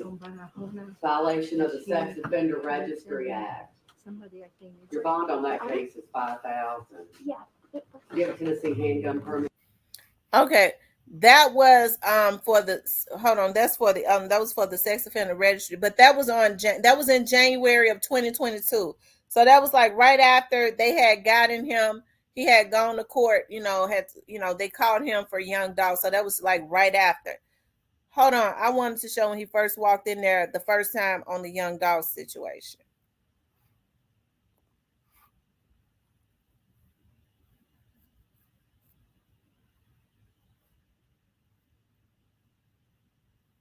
Here it is right here.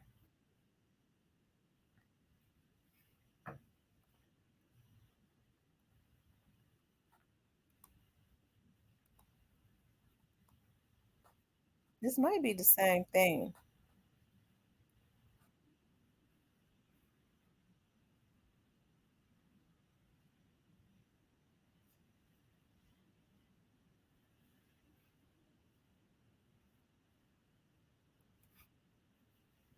Okay, here it is right here. Now, I think he made his first appearance on that offenders situation. Because this was January of 2022. Look at Trey.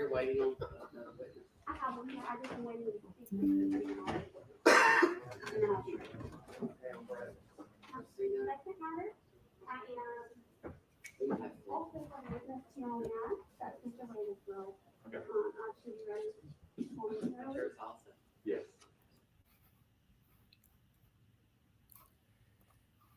You can look at him and tell that he was labored breathing. I'm looking at how his chest is moving. I love ZK. I love it when she does. Damn, I didn't know he was a SO. Yeah. Damn, I messed his name up too. It's Big Homie G. Big Homie G.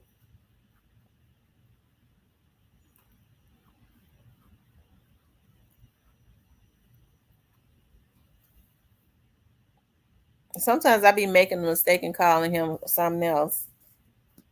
Magname says that dude, that's why didn't nobody wanted to mess with him. I just think that they had planned on just setting him up anyways. Rest in peace. Rest in peace, young Dolph. Lord have mercy.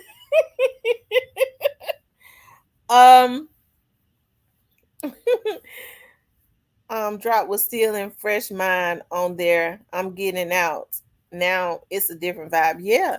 But you could tell that he was still scared. But Gotti had him thinking he was gonna get out.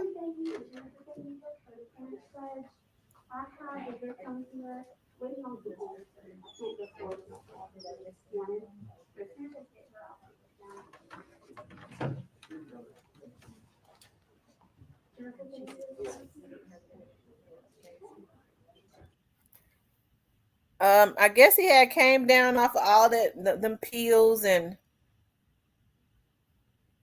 all of that stuff he had been on, all of that liquid courage and stuff he took to go and do that hit. even while he was on the run. Still getting high and drinking and all of that.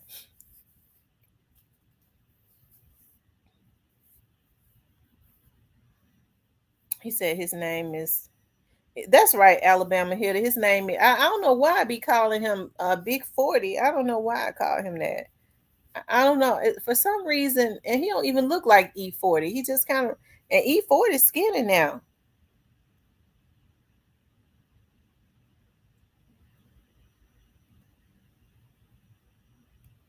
Had got real for, yeah, it had gotten real for him.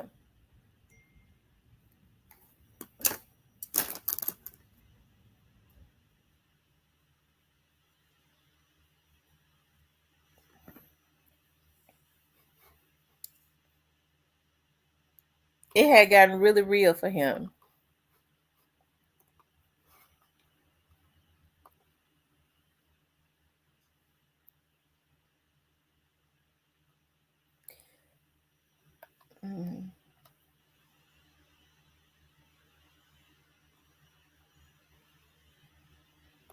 Hold on, y'all.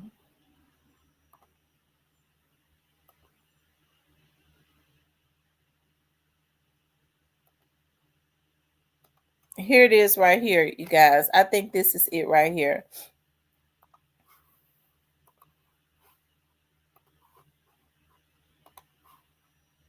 We need to get justice in this case. Words today from the chief prosecutor in the Young Dolph murder case. The two men accused of killing the Memphis rapper appeared before a judge on that murder charge for the first time today. Our WRG's Shay Arthur was in the courtroom and is live tonight with what's next in the case. Shay? Hey, Stephanie. Hey, Greg. Now, really, this is just the beginning. It was a very brief appearance today. Neither man has hired an attorney.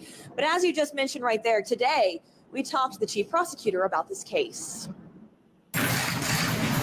Entering in red jumpsuits, 23-year-old Justin Johnson and 32-year-old Cornelia Smith faced a judge on murder charges for the first time. A line of extra security standing watch. Both men said they're in the process of trying to hire an. Y'all see how tensed up his eyebrows and stuff is? That was around that time them folks was changing them phone numbers and stuff.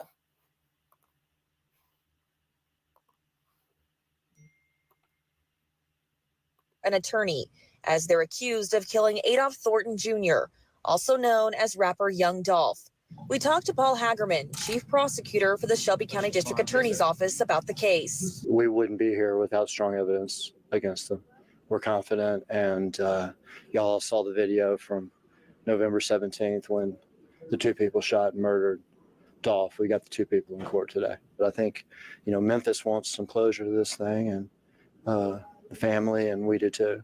The death of the well-known rapper sent shockwaves, not just through Memphis, but the music community and the nation. I know what he meant to Memphis and what he symbolized with regard to being a self-made person and the grit and grind of Memphis. And we need to get some justice in this case. U.S. Marshals arrested Johnson last week at a truck stop in Indiana after receiving a tip. In the course of their investigation, detectives tell us they received hundreds of tips from the public. Would we be at this point if it wasn't for the public's help? Tips came in from the very start. These detectives. They received hundreds of tips from the public. Would we be at this point if it wasn't for the public's help?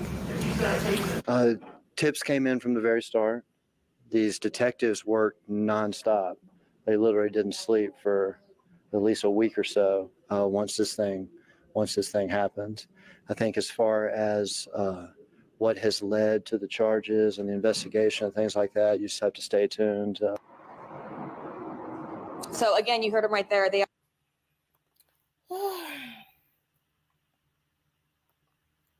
They said you got to stay tuned for what's going, the investigation and what led to the charges and all of that. It's overstood. They know what's going. Never stop spinning. Scary ass boy, because he caught red-handed. I bet he wanted to hang up going through the withdrawals from the pills and the lean. I promise you, I bet he did. Lord have mercy. Hold on.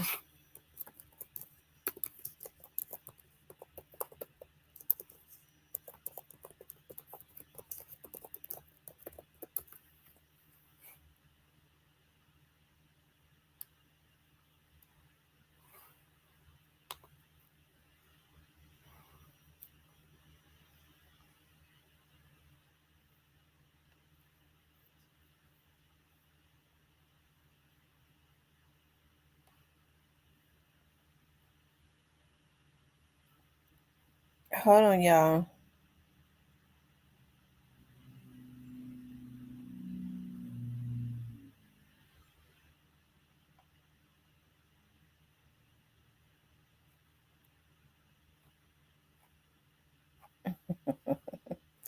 Yeah, it don't make no sense when you have to try to scroll through so many videos where people have started photoshopping stuff. I be trying to find raw footage.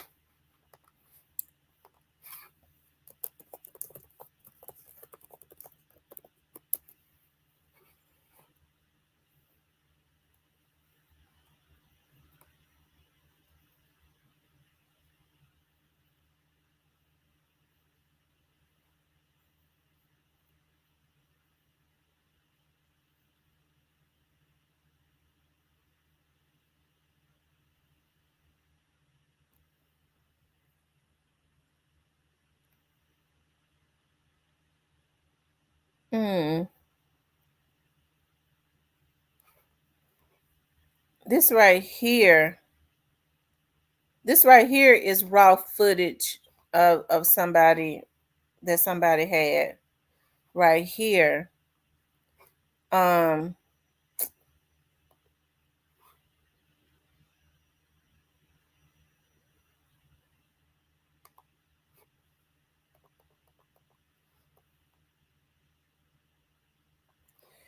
you could see it looks like either he had on a white shirt or something, and the way that his body is positioned, his head would be facing the south. The way he's laid is he's laid north and south, and his head would be facing. You could tell the way he fell back, his head would be south, right? Because I could see his body right here. They had photo. This right here is because see, this guy posted this on November the 29th, 2021. So this would be some, before these clowns started photoshopping stuff.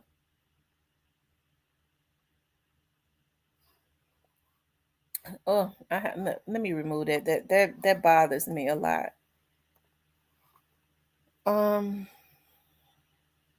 Mm.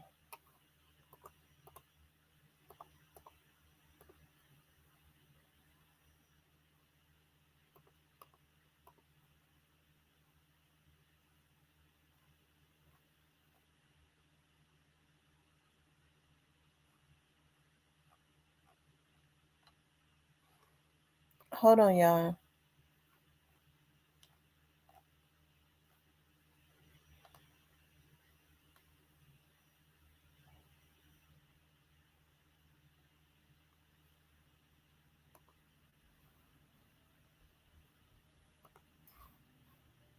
Mm.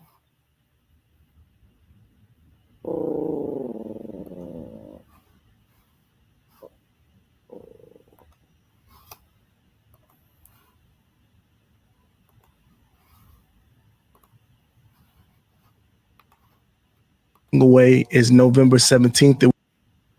I don't know who this is. I don't like looking at other folks' stuff.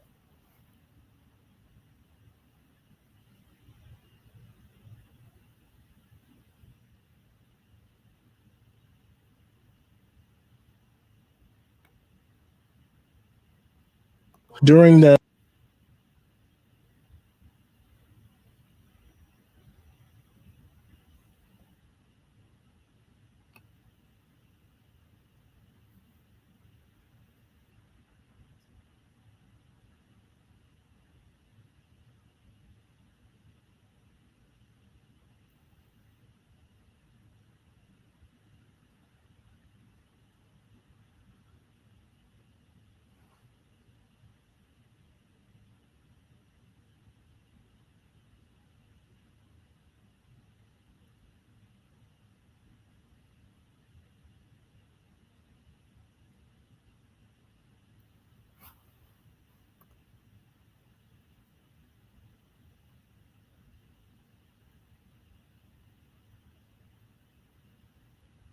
He said it's my brother's car.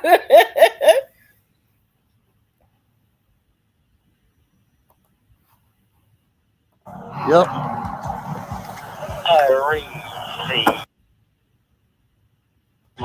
car, sir. Lived off. Is this your car? Sir?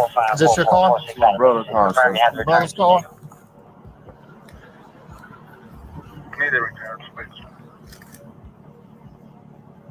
Got one C's on your face, man. Yep. It's gonna be. See, all they wanted to do was find that stack of money. That's all they wanted to do was find that. They found a stack of money on it.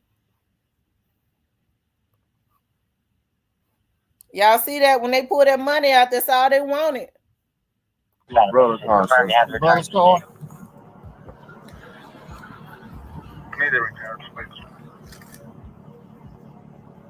Got one C's on your face, man. Yep. It's gonna be on back some more. I'm clear.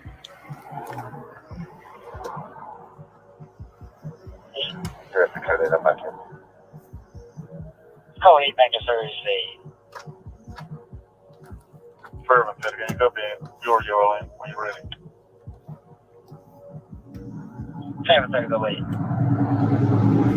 056 231 259.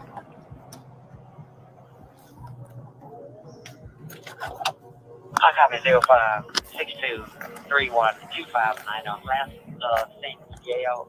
First up, Harry. Valley Class 8, that's Valley Class 8, Adam license expires in 2027 with no warrant.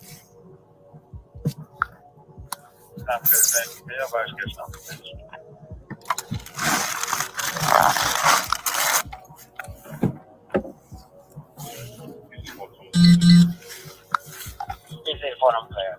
26 0949.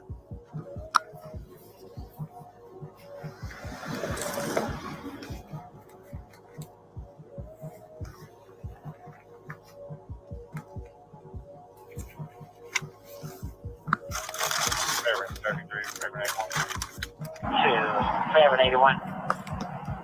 Go ahead.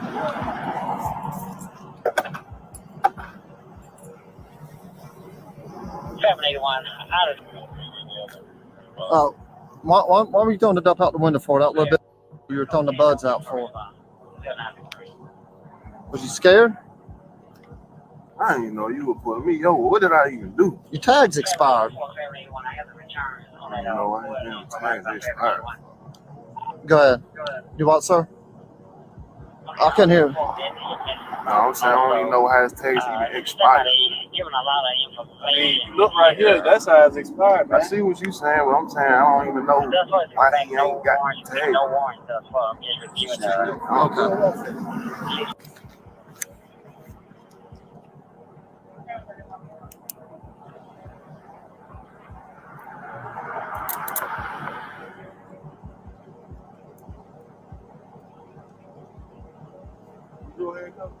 Allen's.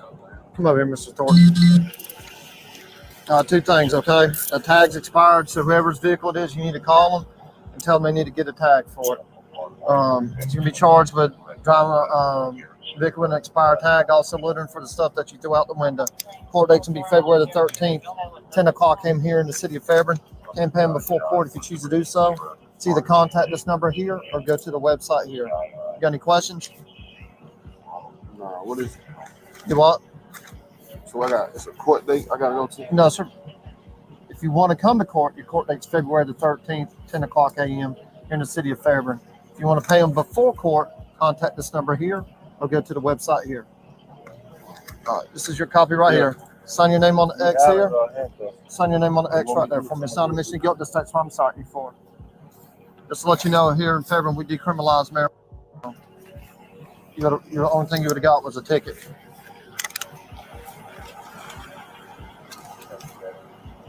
Got it?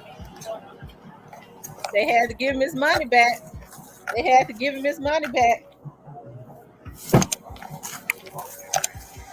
Got behind him up there. I saw that it was expired. He was up there at the gas station. He went to make a right and he took a quick left and the vehicle got in between us. So I turned on my lights to come around and he rolled down his window and started throwing the window.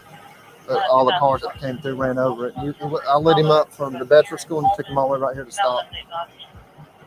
because he would have been stopped by the traffic. The last time I saw that, the last time I saw that car was at Harrison Sonoya about 2 weeks ago, because when he went by, Favorite one round. When he went by, I'm like,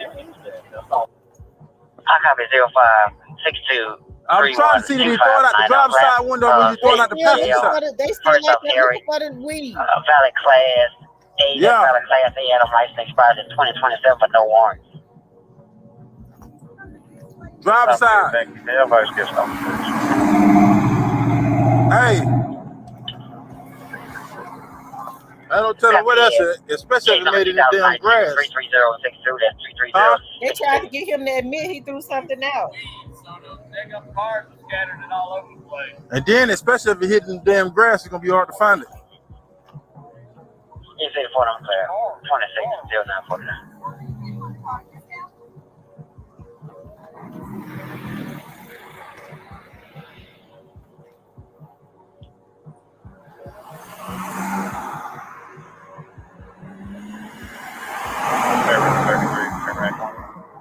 Huh? 50 miles around, please.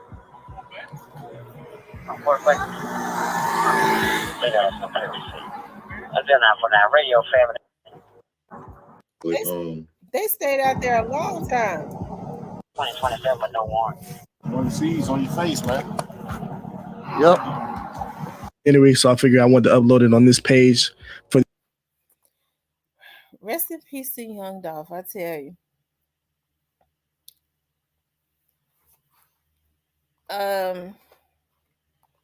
I'd never seen that video. I seen a picture, but I'd never seen the video.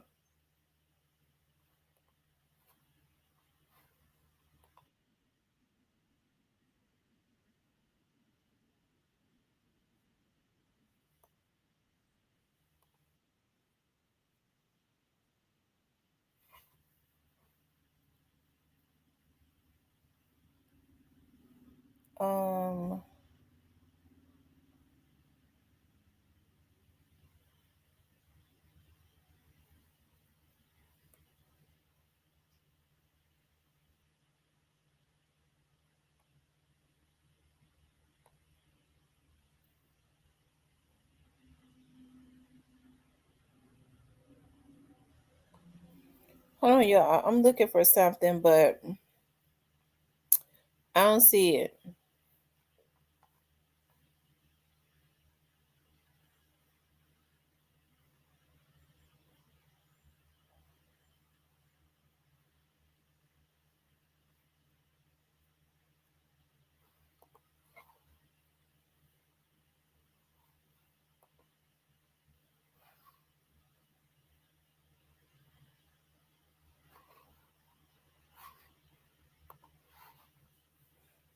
Let's see, that I think we've seen quite a bit of times.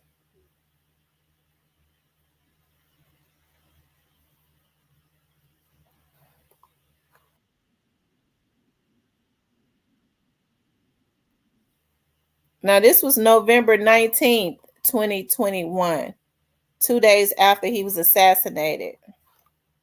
Yeah, we're down here in the M, man. Right here, man. Seeing what Young Dolph, man. It says war in Memphis last night, had to stop by and see the crime scene. Well, he got killed at, man.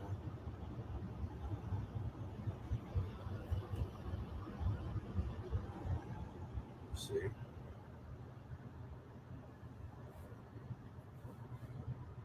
Damn, man.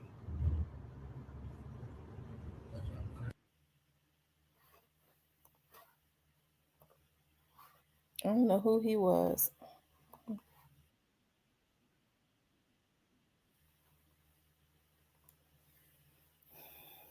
Hold on.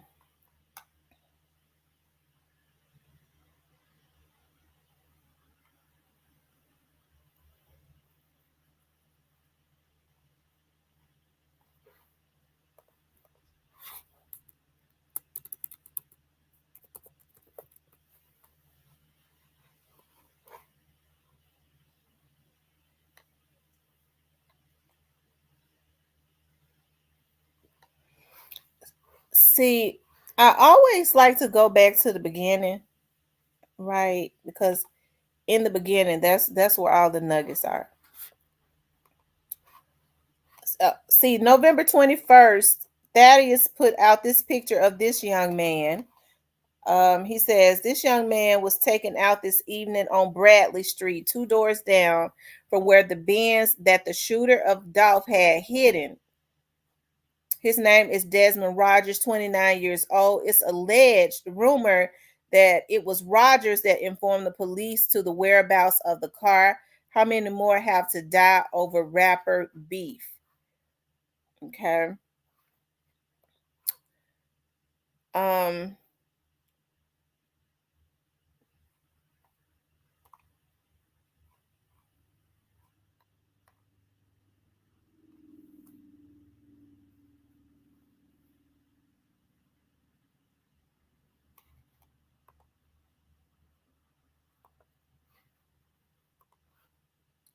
I think this is Blackwood.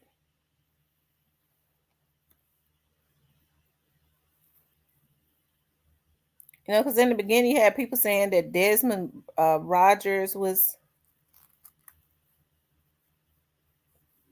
when the law sees someone with an expensive car and it's a black man, they stopping the car ASAP. I saw when young Dolph said that, when he smirked. See, when they got that money, they said, "Oh, here it is." But I mean, he had the money. They can't do nothing about him having money. When he said, "You got C's on your face," I saw him smirk. So I mean, he never said that he threw anything out. When you're riding better than them, living better and eating better, they will. I know, right? Hold on, y'all. I'm trying to see what this is. Hold on, y'all. Let me get some coffee. Hold on. Crazy. Got all the news sites out here, man. Hold They on, y'all. putting up deep, active scene, man. That's Blackwood. Right here on Airways. Completely blocked off. We got the whole hood outside. Everybody outside, man. Active scene. We right here on Airways. RP Young Dolph, man. Everybody's here. God. They putting out. They putting out the barricades. They got the barricades, everything. Man. Yeah, bro, it's true, man. He gone. Man, god damn. They got 12 putting up the barricades, trying to control the traffic. At the scene, Blackwood News, we out here. God.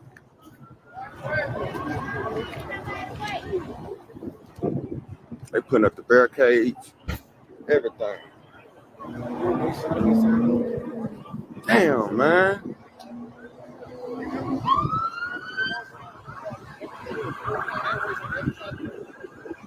They got everything blocked off.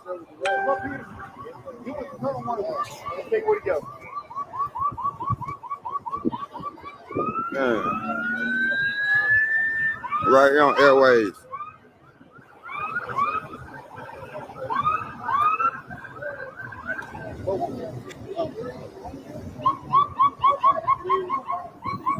Man, they still putting up deep.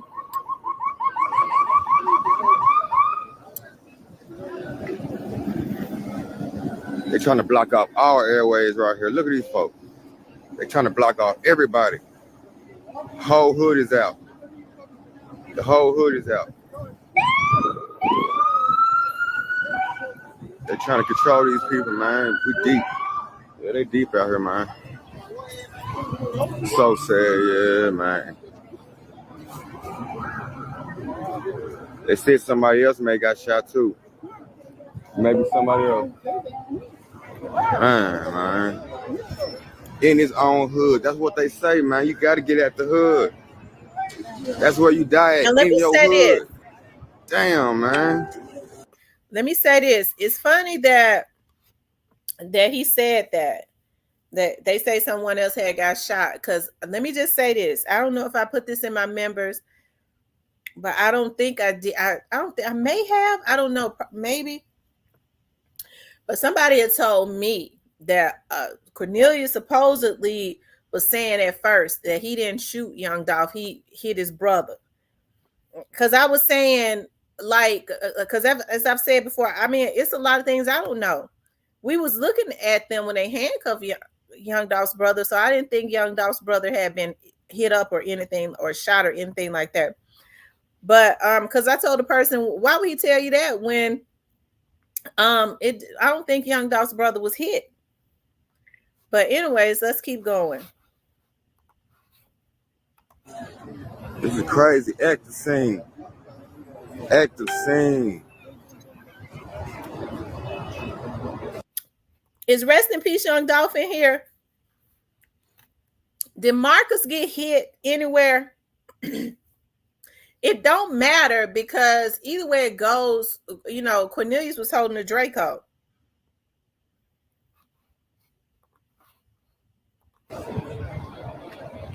God, man.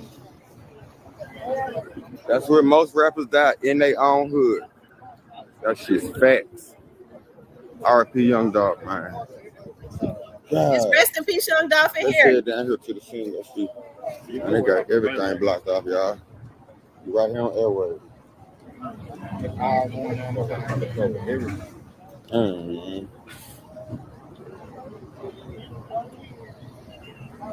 This is where it happened, right down there.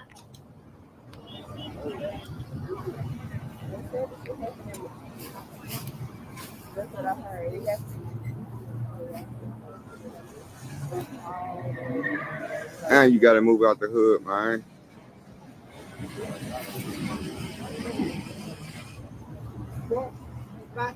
They got everything blocked out. They still putting up barricades.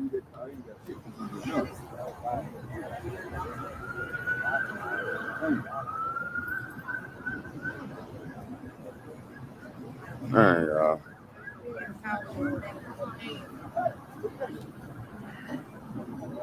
They got the hood out, man. The hood is out. We right here on Airways, y'all. Sad scene, man. Golly.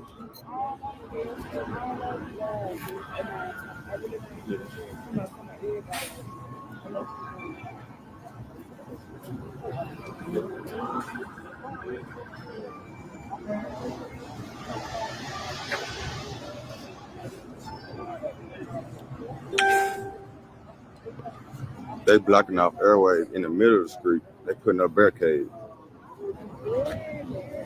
in the middle of the street.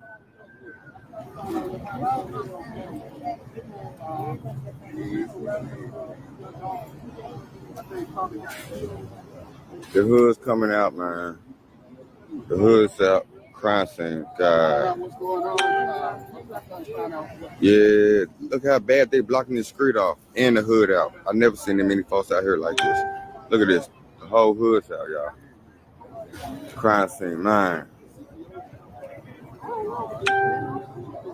Man, I don't want to believe it neither, y'all. I swear I don't want to believe it. I do not want to believe it. Man.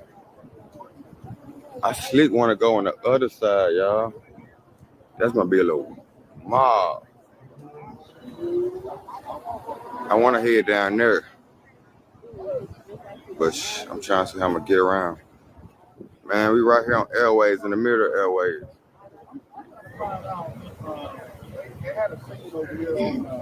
Oh my God. Official Skull, who's your mama? Official Skull, who is your mama? He said, Tamara, tell my mama to hurry up. Who are you talking to? Who is your mother? Official Skull, who is your mom?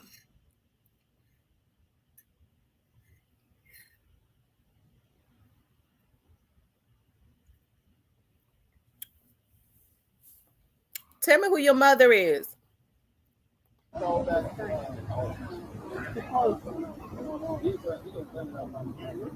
We will find out in a little bit. Look how they blocking the streets off like this, y'all. We in the middle of Airways. They blocking it off like this. Yeah, this is crazy. This is crazy. Hey, man.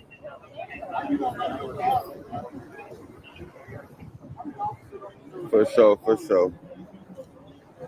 Damn, they deep. The hood is out, man. Y'all check on your people.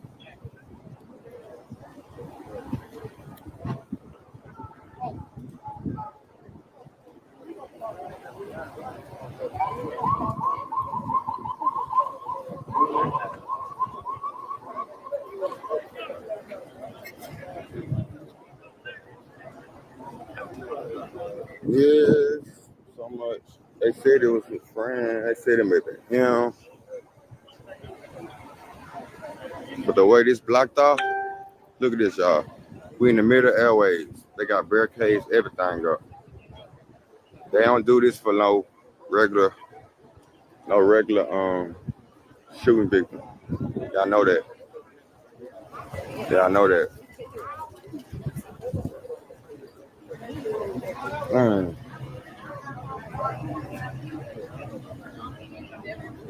They still putting up, y'all.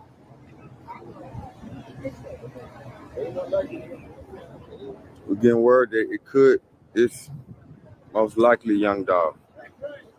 That's what it's looking like right now, y'all. Damn. They putting up, yeah. They don't pull up for this for no regular shooting. Something big had to happen. Look at all this. Something big had to happen, y'all. The whole hood out too.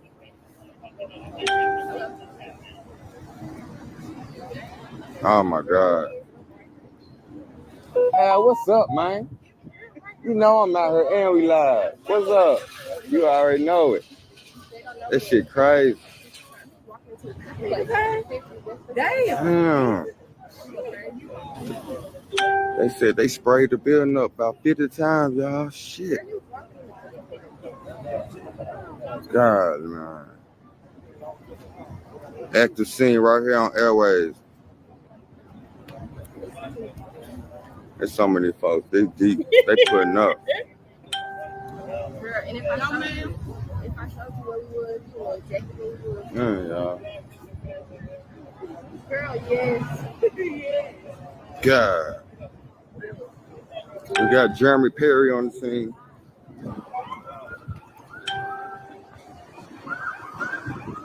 They still putting up. Look at all this.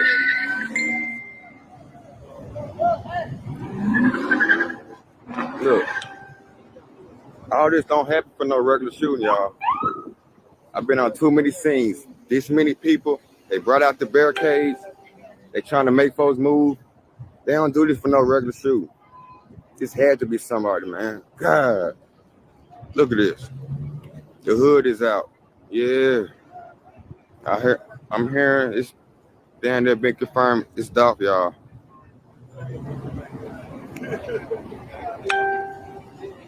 Man, y'all. That's the scene. Everybody out here.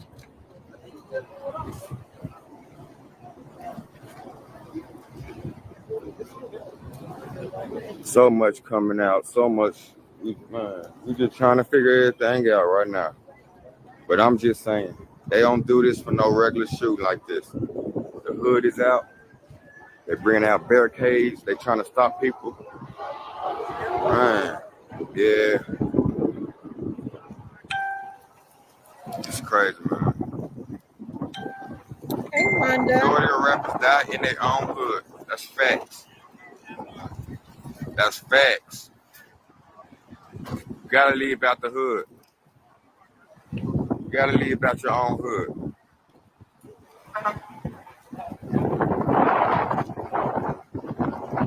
Airways is completely shut down right now. Right here on Airways and Ketchum.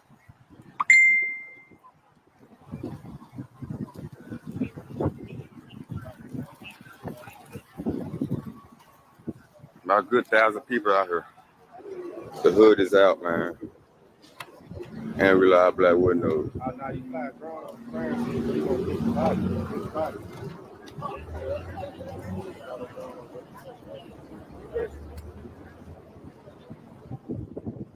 The hood is out, man. The hood is out.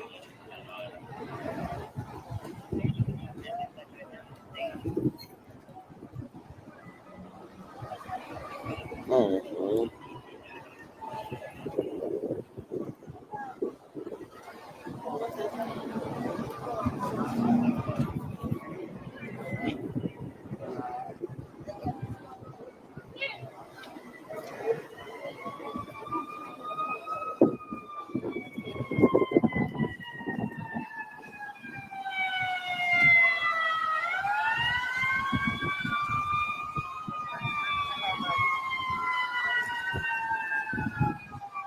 just trying to move folks back.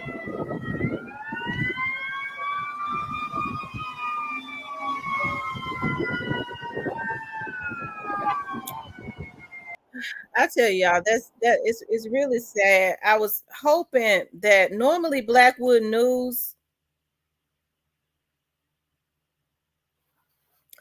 Okay, so like shortly after that, this is all the stuff that's coming up. This was on November the 21st. It says it is being reported that Memphis comedian Darion D. Money Childs was unalived after making jokes about rapper Young Dolph's unaliving on social media. Regardless the reason, or our thoughts and prayers go out to him.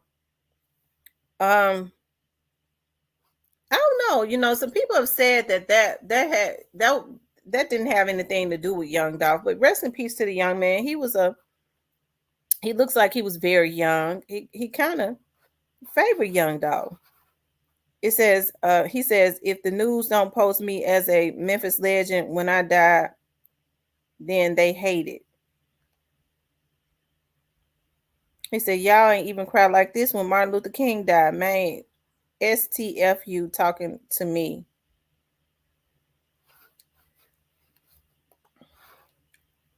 I mean, you know, I don't believe that was him saying that was the reason he was taken out. It could have been something else. That I don't think that nobody would take him out for saying anything like that.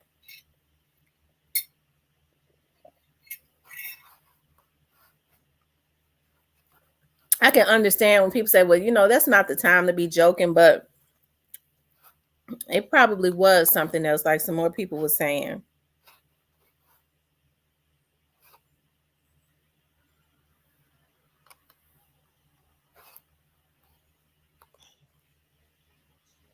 Hello, Facebook. I'm going to give y'all some pray.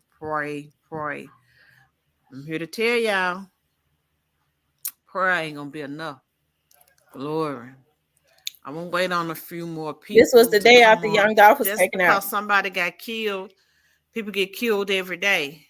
And I do not want to make light of the situation. Like I said, I do not know the young man. I did not follow his music. I don't know anything about him. First time hearing his name for me was yesterday. My heart goes out to his family and his friends. Over. So now, but this time because I think she's a minister. Let's see.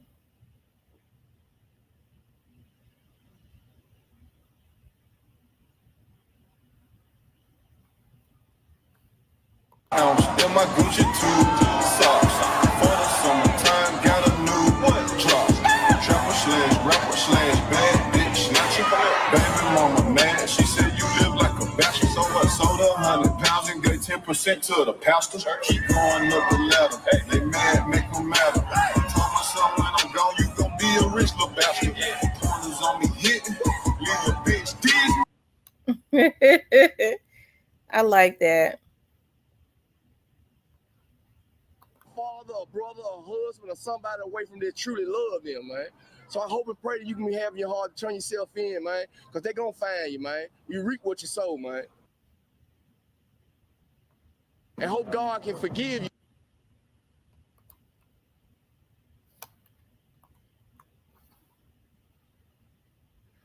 Of course, that was his funeral procession on November the 30th. I thought they didn't have his funeral until December. Maybe it was. It had to have been the 30th.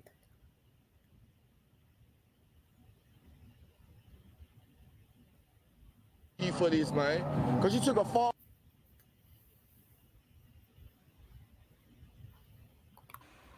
Oh my God.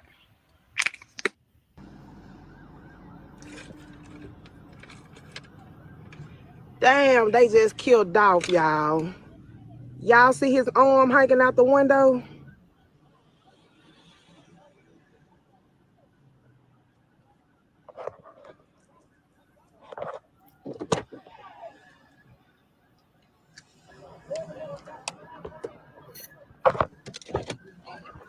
Damn.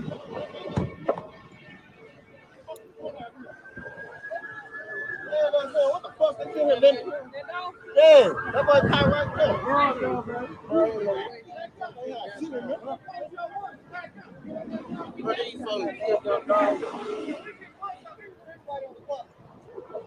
Damn.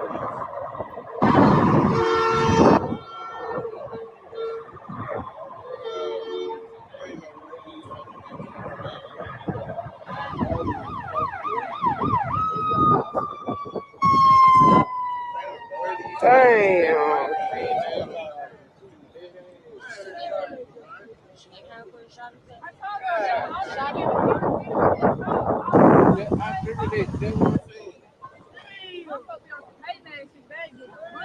Damn, look at dogs.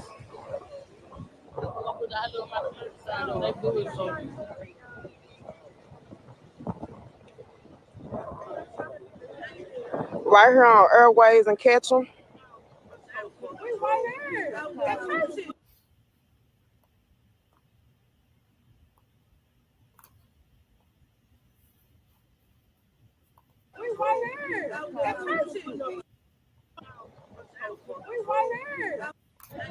Right.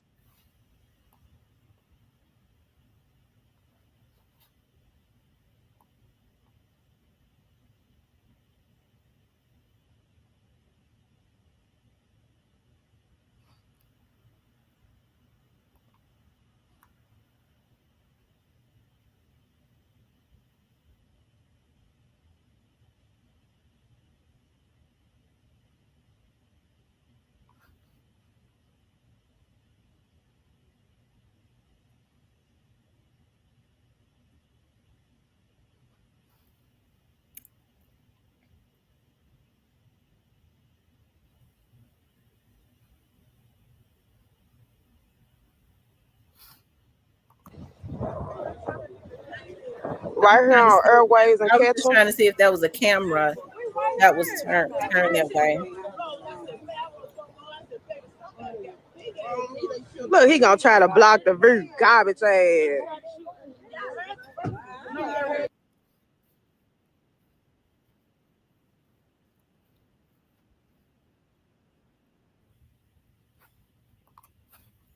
Well, he had to block the view, but rest in peace to Young Dolph, of course.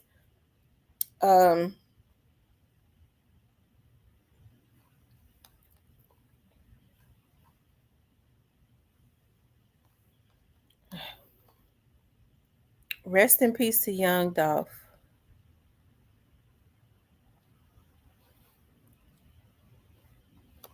Let me see.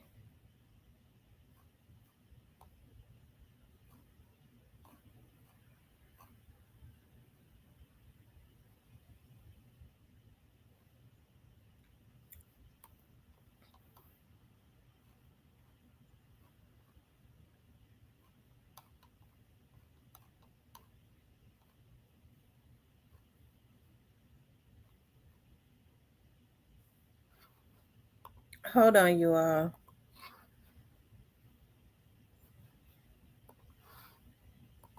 Where a shooting happened this morning involving local members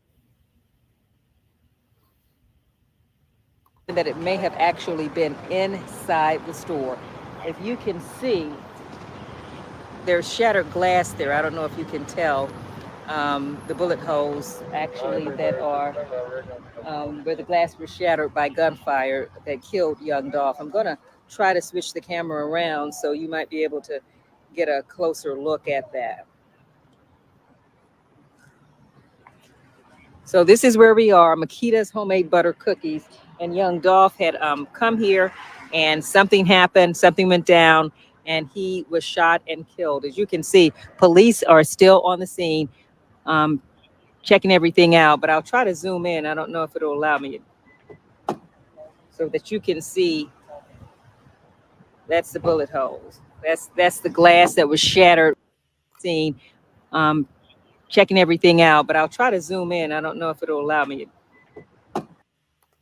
so that you can see.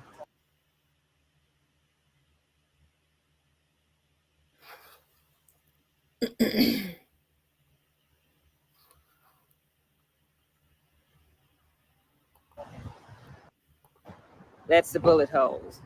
That's the glass that was shattered by the bullets around 1 o'clock, 12:30, 1 o'clock this afternoon.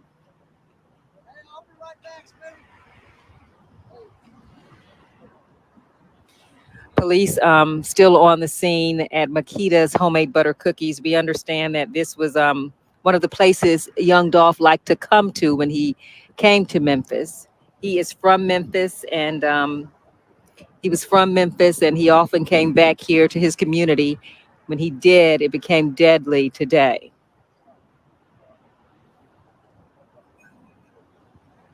And there you can see the shattered glass from in the front of the store, the cookie store.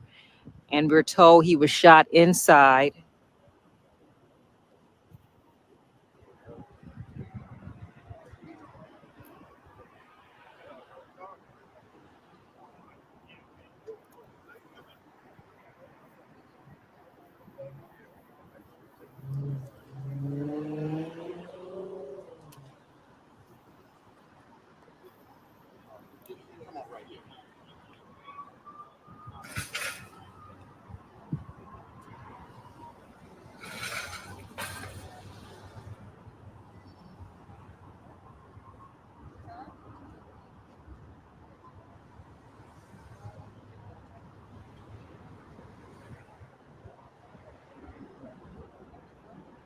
So from what we understand, this is the spot where young Dolph died this afternoon.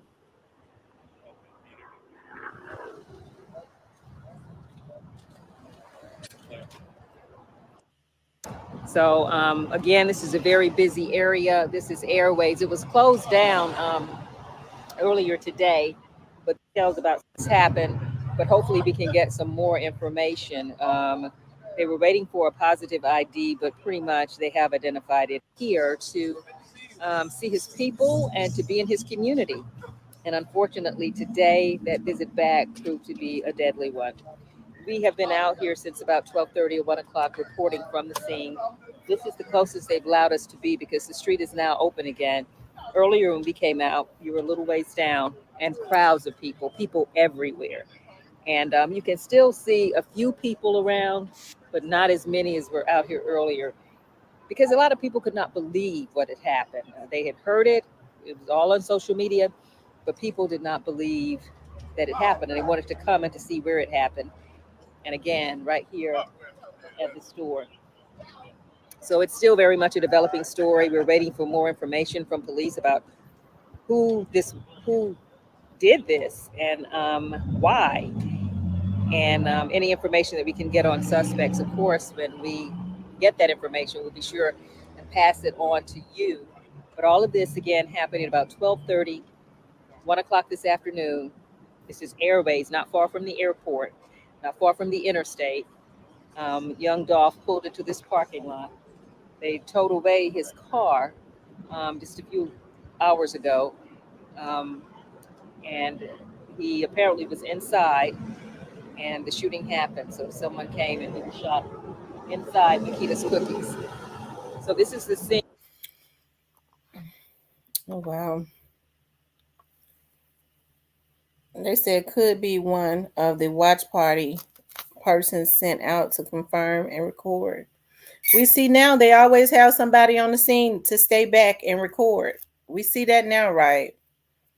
We see that, and people are sick. They doing it for money. So what's gonna have to start happening is those persons that even if they weren't involved and they say, you know, I'll give you 5 G's to stay back and record, they need to start looking at 5 to 10 years. I bet you them bitches won't stay back and record nothing else. That's how you start. See, there has to be some repercussions when these folks do anything for money. It's got to be something to make them think.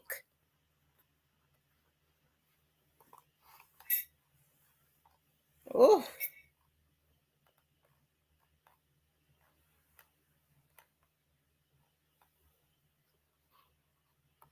Mm.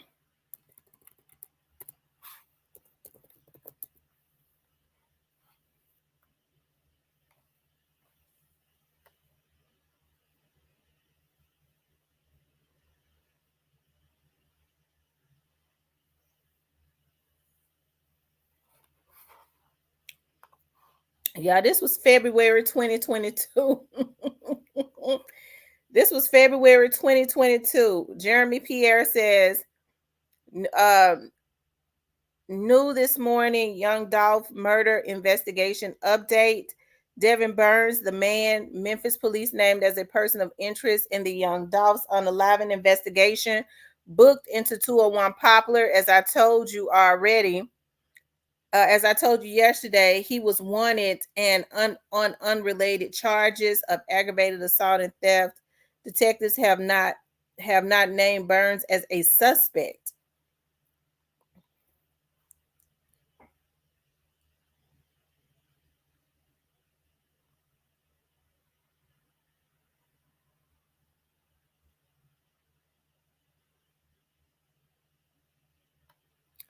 So that was February of 2022.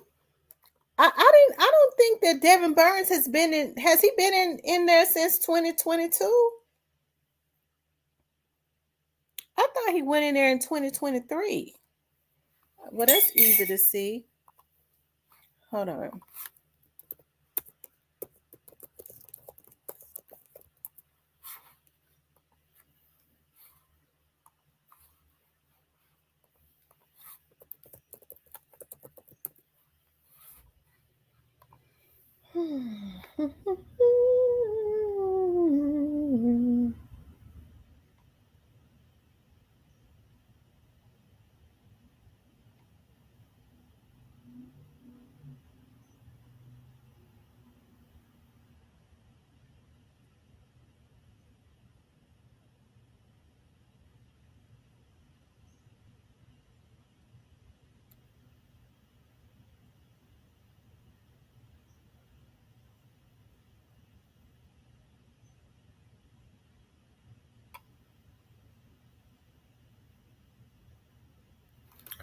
Right. So he didn't. They let him out, and he went back. Let me look at this again. This was February of 2022. So they let him out because he went back to jail in 2023. So evidently they held him overnight. It must have been for, even though he didn't say it.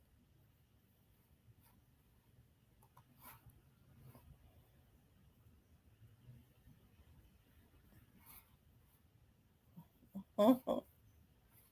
Right. That's what he was saying. They trying to kill me. He got out.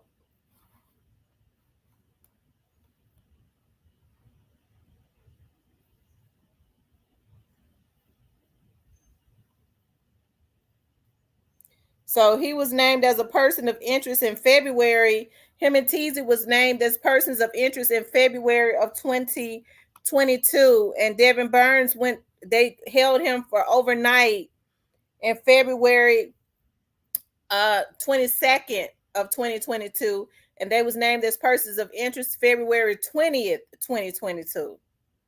So they got him 2 days later and held him overnight or whatever.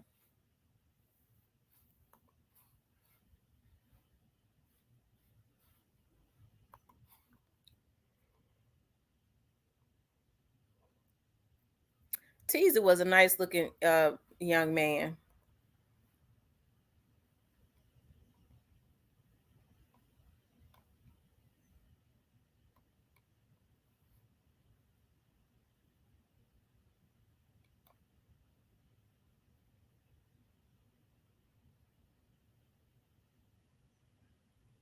That's when Cornelius was skinny. That's when he was skinty. This was January of 2022. A couple months after Young Dolph was taken out.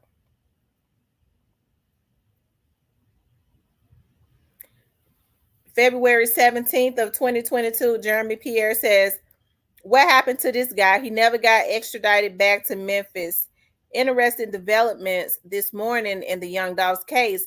There is an active warrant for first-degree unaliving and attempted first-degree unaliving for Shondell Barnett, the man U.S. Marshals arrested with Justin Johnson. According to Clay County, Indiana Sheriff's Office, they released Barnett on the 21st of January.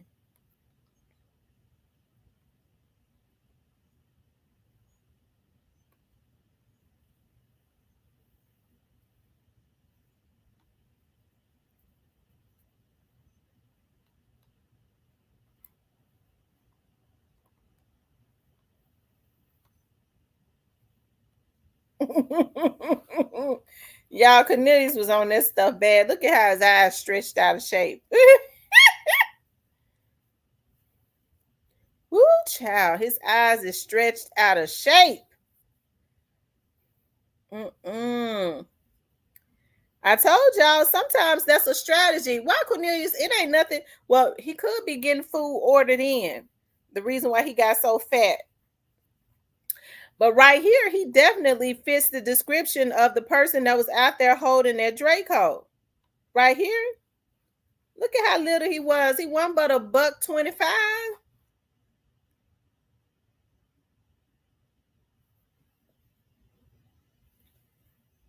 I can tell you how many pounds Cornelius weighed when he first went to jail. Hold on, let me tell you.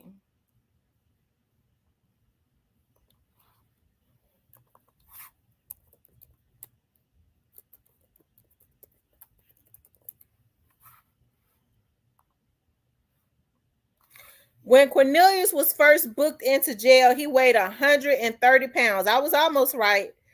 Cornelius weighed every bit now of 250.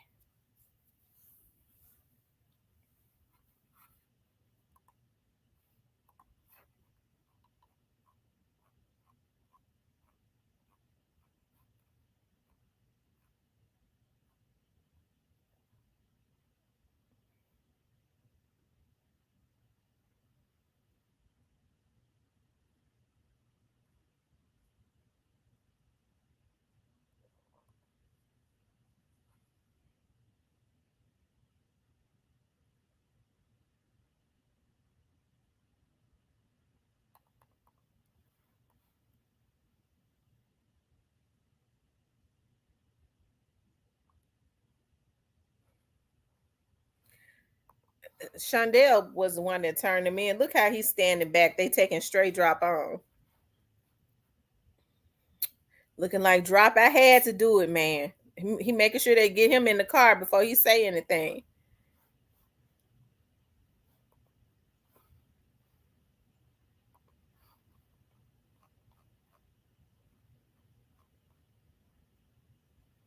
Now, this is when Jamarcus went and turned himself in. The day he turned himself in.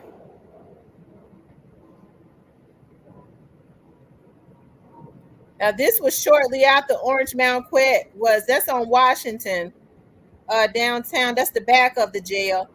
They taking him in through the Sally Port. So this Jamarcus. He went and he turned himself in. That was how many days after Orange Mound Quitz? Okay, so Orange Mound Quitz, they got Orange Mound Quitz on the 11th. They put a warrant out for Jamarcus shortly after he turned himself in on the 18th. Lord have mercy. Sometimes we forget. That's why I always like to go back to the beginning. And a lot of times you miss stuff. You start going back to the beginning. Things start making sense of raw stuff. Not all of this crap that has been put into the atmosphere.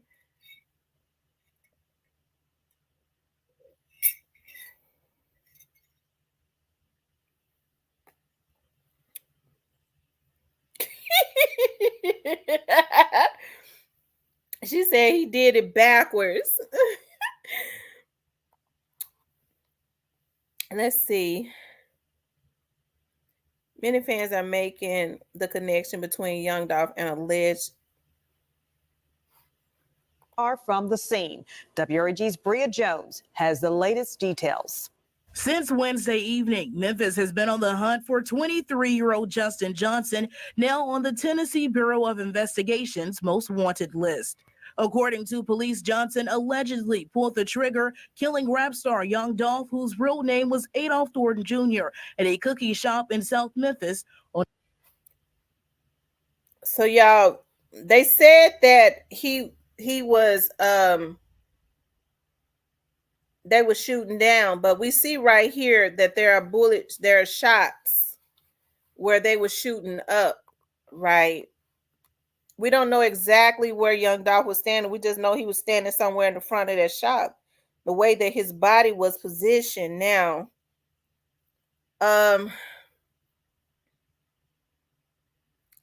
We don't know if he was standing like close to the door or something like that. Like the only way to know is to look at that video. Standing up close to the door, they could have hit him because they could have hit him as they ran up. If he was standing like right here by the door, that would only make sense. And he falls back, his head falls back southbound, and his legs are positioned northbound. And then that's when they started shooting like down. I don't know though. Only the videos will show that, right?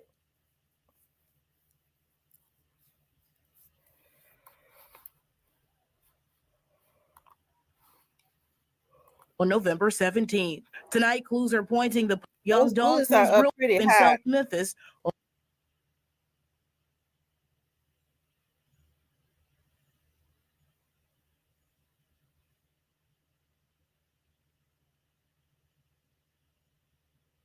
On November 17th. Tonight, clues are pointing the public's attention to this house on Bradley Street in Orange Mound. This is believed to be the home where the white Mercedes, matching the description of the getaway car of Dolph's killers, was found days after the shooting. The vehicle is also possibly linked to a double shooting in Covington. Several sources have named Johnson as rapper Straight Drop. These images from a music video posted shortly after Dolph's murder now have fans making the connection between Johnson standing in front of what appears to be the abandoned home where the getaway car was discovered.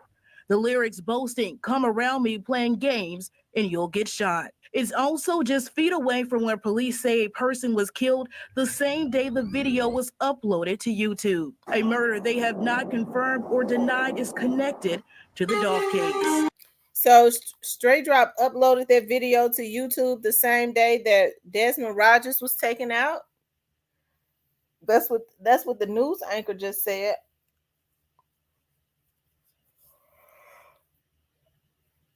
I always felt like Straight Dropping them took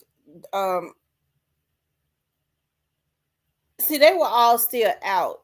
They took Desmond Rogers out. They did that. And I believe it was Straight Drop himself. I don't know though, because you know what? Straight Drop got on the run as soon as that happened. He got on the run. So that was on the same street that Orange Mound Quitz house, the house that he lived in and his family still owns. He still uses that address. It could have been him. We don't know.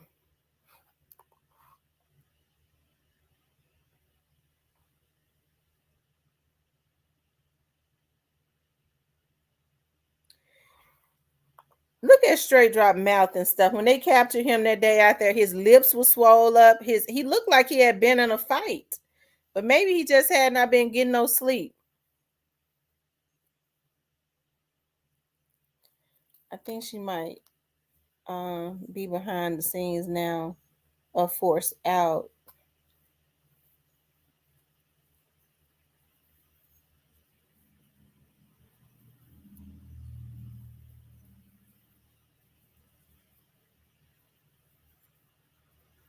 Oh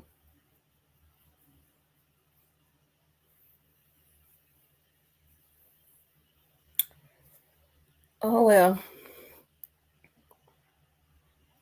Maybe it was the drugs, and because his eyes were swollen, his mouth was swollen.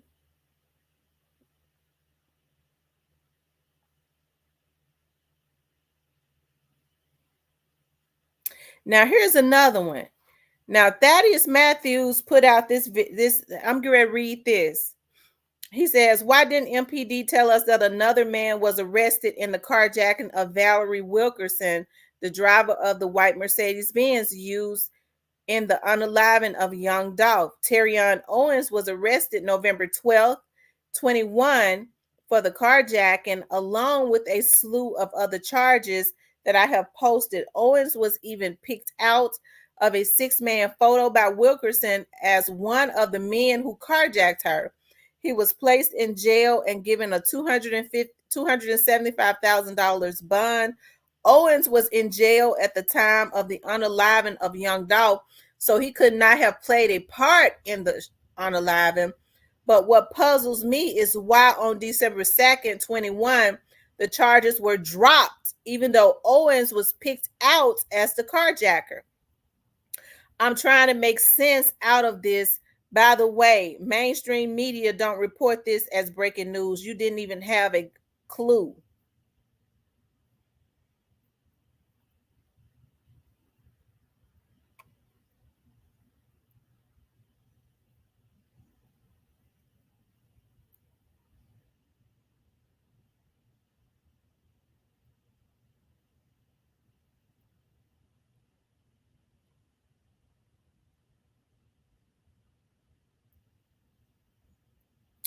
Now, this came on the day after Young Dolph's unalive, and this is by the news, okay? So this would be raw footage, okay? So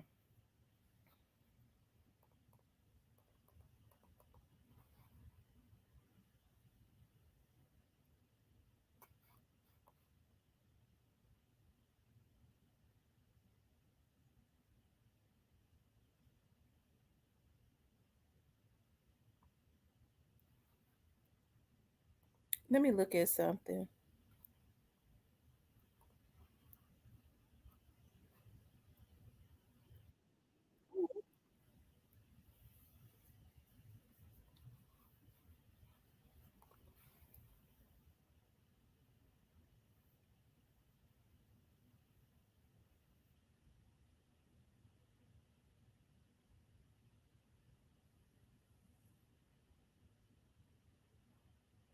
Hold on, y'all. I'm looking at something.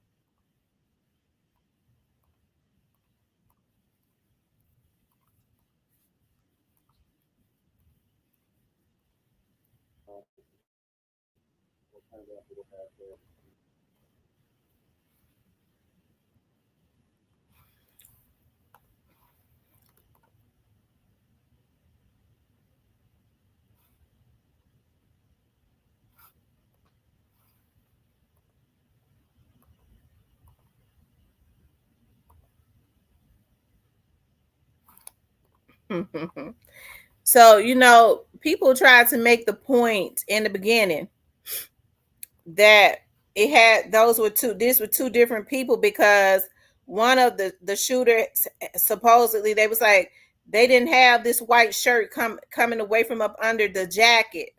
So they showed videos of so they photoshopped the video actually.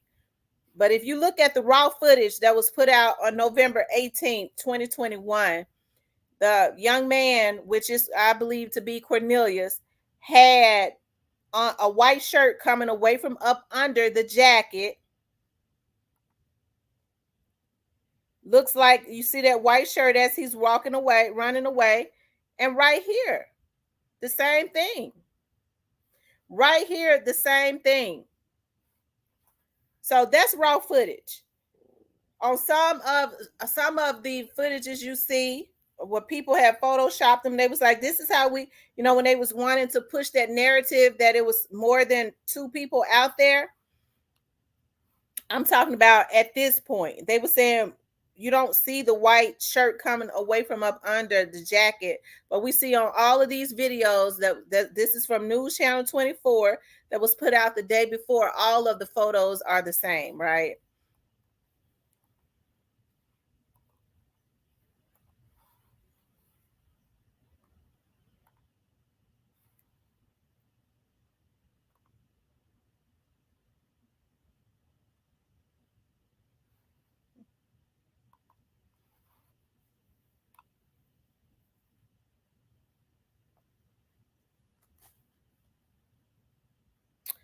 Okay, now here is the, as they say, the coup de grace. They wouldn't confirm nor deny.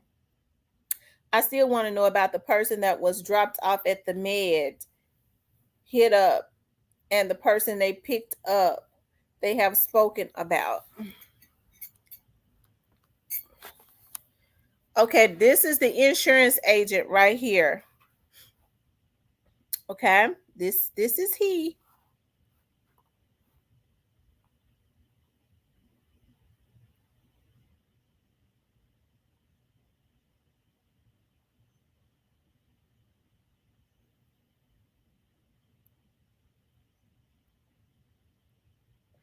But Thaddeus says, I firmly believe on November 19th, 2021, when insurance agent Eric called me out of the blue stating that he had some money info on the unaliving of young Dolph, the plan was to use me to implicate Black youngster for playing a role in the unaliving. But why did he call me? We're not buddies, never had a drink together, never visited each other, had only really met in passing. Last year he purchased a month of advertising on my show. In September, I purchased a policy from him on a new truck. I'm sure you have heard the tape recording I made of our meeting. In fact, he had full knowledge that he was being recorded. So I laid my phone on his desk and recorded. He stated to me that Black youngster played a major role in the hit, and that, hold on, had to do with the retaliation of the unaliving of Black youngster's brother. Now, let me say this. We have since found out, everybody knows that that's not what it was. Even I'm talking about retaliation for Black youngster's brother. If anything, Black youngster may have been upset because he thought that Dolph and Keyglock and them was laughing because supposedly, allegedly, they were saying, people were saying that when Black youngster's brother Tadarius was taken out, supposedly they said young Dolph and Keyglock and them started posting laughing emojis, but they never said anything about his brother. So they could have been posting laughing emojis about anything, right? So Black youngster's family knew from day one what had happened to his brother, to include Black youngster. But I do believe that they probably tried to justify what happened. I believe they told the insurance agent that. I do believe that they told him that, because the insurance agent was like, he was the one that paid youngster. He said youngster had a policy on his brother through him. He says, I know it because I was the one that paid, youngster and them his policy that he had on him, right? Gave him the check, for the policy that he had on his brother. So anyways, he says, I'm sure you've heard the tape recordings I made of our meeting. In fact, he had full knowledge. He stated to me that Black youngster played a major role in the hit, and that had to do with retaliation for the unaliving of Black youngster's brother. Winston also told me that the Benz used in the hit was registered to youngster, but was driven by youngster's girlfriend, and that it had been wrecked on the right side. On receiving this info 2 days after the unaliving, before the info is known that the car was supposedly carjacked from a white woman. He also states to me that Black youngster's bulletproof Yukon was hit by gunfire on October 29th after a rap show at the FedEx Forum, and that he had been keeping it at his office on Poplar. Now, I do know this from a person, and I be looking at that. I've looked at that video. I just can't remember the name of it. Gotti also was shot at, because the person that told me, I won't say who she is or how she knows, but she was like, I do know when he did that video downtown by the FedEx store. So she was like, it had to be a short video. And the video is short. It's like 2 minutes. She said, I do know for a fact that they shot at Gotti because that video got to be a short video because they got the hell out of Dodge. Okay. Anyways, so let's keep going. So gunfire on October 29th after a rap show at the FedEx Forum, and that he had been keeping at his office on Poplar. The day he called me, he wanted me to see the truck, but it so happens that youngster wants his truck back and tells Winston that he's seeing one of his 2 guys to come and get it. Winston states to me that he asked Black youngster to send him a picture of the guy who he was sending, which is the guy in the blue. Did Winston want me to implicate the man in the blue? Okay, so it's this guy right here. I don't know who this guy is, but that's who Black youngster sent to get his car. I don't know. It was like the day after Young Dolph was taken out, right? I think that's the young man. He was heavier when he went over to Dolph's neighborhood. Said, "Where they at, Dolph? Where they at? Where you at, Dolph? Where you at?" He was a little heavier at that point, right? And so, anyways, Winston on the tape admits to several violations of state insurance law, including giving to me personal information and paperwork of a client. After I spoke on it on air without calling his name, he texted me while on the air stating that Black youngster had gotten wind of what he had done and to not show the pic of the man in the blue. Wow. So Black youngster gets mad at him. He don't say nothing else, but don't show the picture of the man in the blue. That's something weird. Anyways, I digress. So he says, after I spoke with him without calling his name, he texted me while on air stating that youngster had gotten wind of what he had done and told him not to show the picture of the man in the blue. The next morning, after I finished my morning show, I'm on the phone with a friend and my doorbell rings. I tell her to hold on because I was not telling anyone. I go to the door and it's Eric. I let him in, go back to the phone and tell my friend who's at the house. Eric now wants me to forget about everything he's told me and stated when he got back to his office, he was sending me a lump sum of money. You can see from the Cash App receipt shows that he considers a lump sum $200. But my question is, when you know what I do, why come to me? Did he do hunk of coming to me on his own? Did someone pay him to contact me to implicate youngster? Or does he really know who the unalivers are and didn't have the balls to implicate youngster himself? Did he not want to turn on his friend himself? Or is this just another saga in this mystery? Either way, I was not going to get caught in what I believe was a plan to use me to expose youngster. Okay. Anyways, Little Miss Muffin says she don't believe the insurance guy. I don't know. Do y'all believe the insurance guy? I don't know. I do know that what he said about youngster's brother, I believe that they told him that. Somebody, but see, that was secondhand information. Somebody could have very well told him that. I don't know though. I don't know. We know that's not true. I don't know. I believe that. I believe like 85% of what he said is true, or 85 to 90%.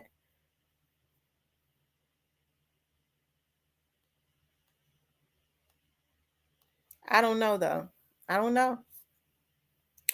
One thing that and my reasoning for going back to the beginning is that all of this stuff, because we tend to forget, this stuff has been out for 3 years.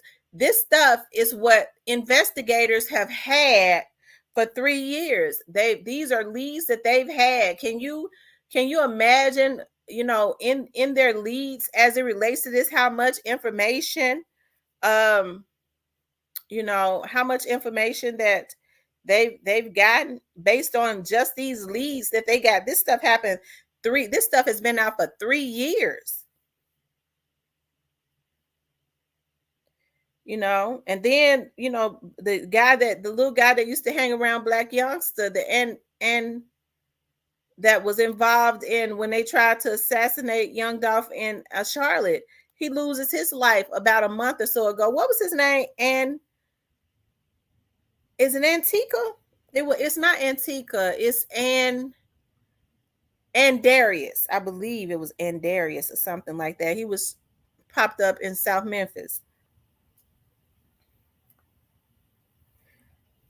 So what made the insurance guy wanted to put it all out there? Was he scared of someone? I think some things he said was truth and maybe all. Who knows? Who knows? I don't know. I don't know. I think he wanted Thaddeus to put it out because he was scared to put it out. I think he felt like what Thaddeus would do was, I think he felt like Thaddeus would go to the police. That's what I thought. He wanted Thaddeus to go to the police instead of him. I'm sure with him putting out that type of information, because remember now, hey, it was a lot of stuff that started happening after that. Hey, he probably is a witness. I wouldn't see why he wouldn't be. I don't know though. Who knows? He might not be.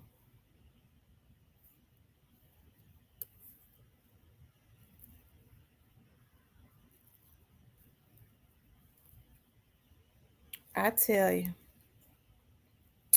You just never know. You just never know. It's so many major components as it relates to this case. You just never know.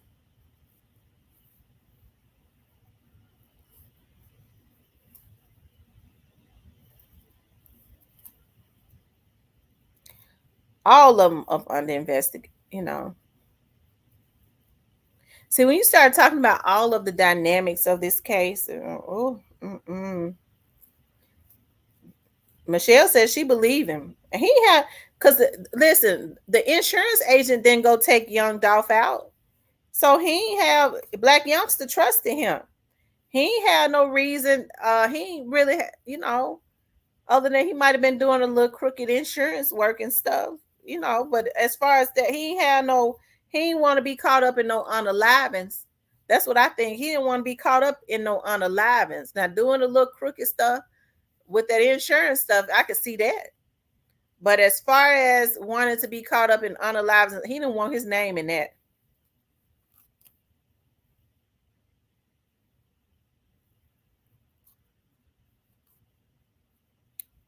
She said there's a lot of yeah, it is. All of this stuff comes out in court. So I think that's, you know, Young Dolph's family, they're going to have a lot to digest. It's a lot going to come out. When you talk about over 1 million pages, when over 1 million pages, that ain't even a normal damn case. You already know that that's not a normal case. That's being handled by a higher entity.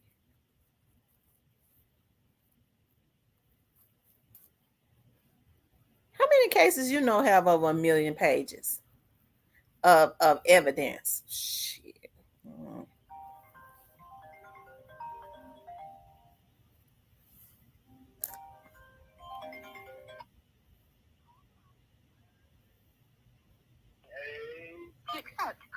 What's up, McName Ace?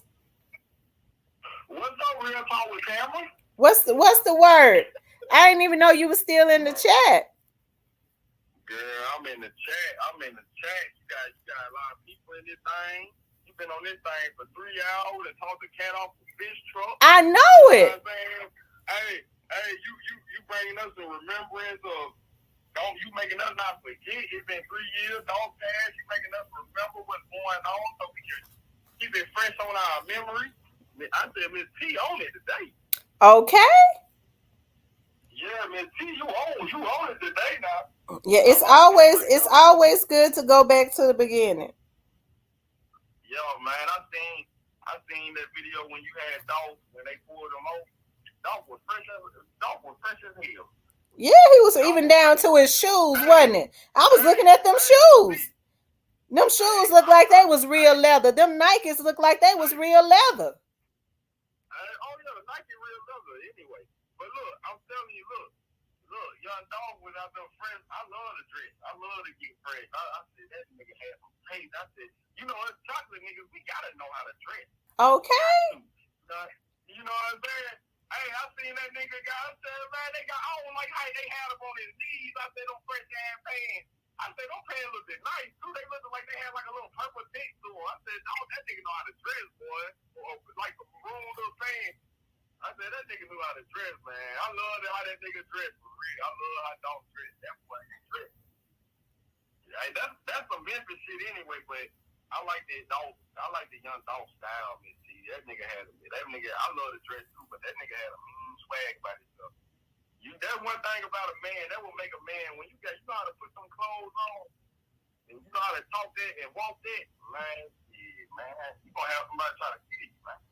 I'm telling you. Let's see us have some niggas that know how to dress, know how to talk to them women. They did it to me, And he would see he could teach these young dudes a thing or two. He was respected, but he said, "Sir, yes, sir." He knew how to survive, didn't it? They let him go, didn't it? Hey, look, young dog was an intelligent brother, man. You know what I'm saying? He was, you know, even with me, I done came across those folks, man.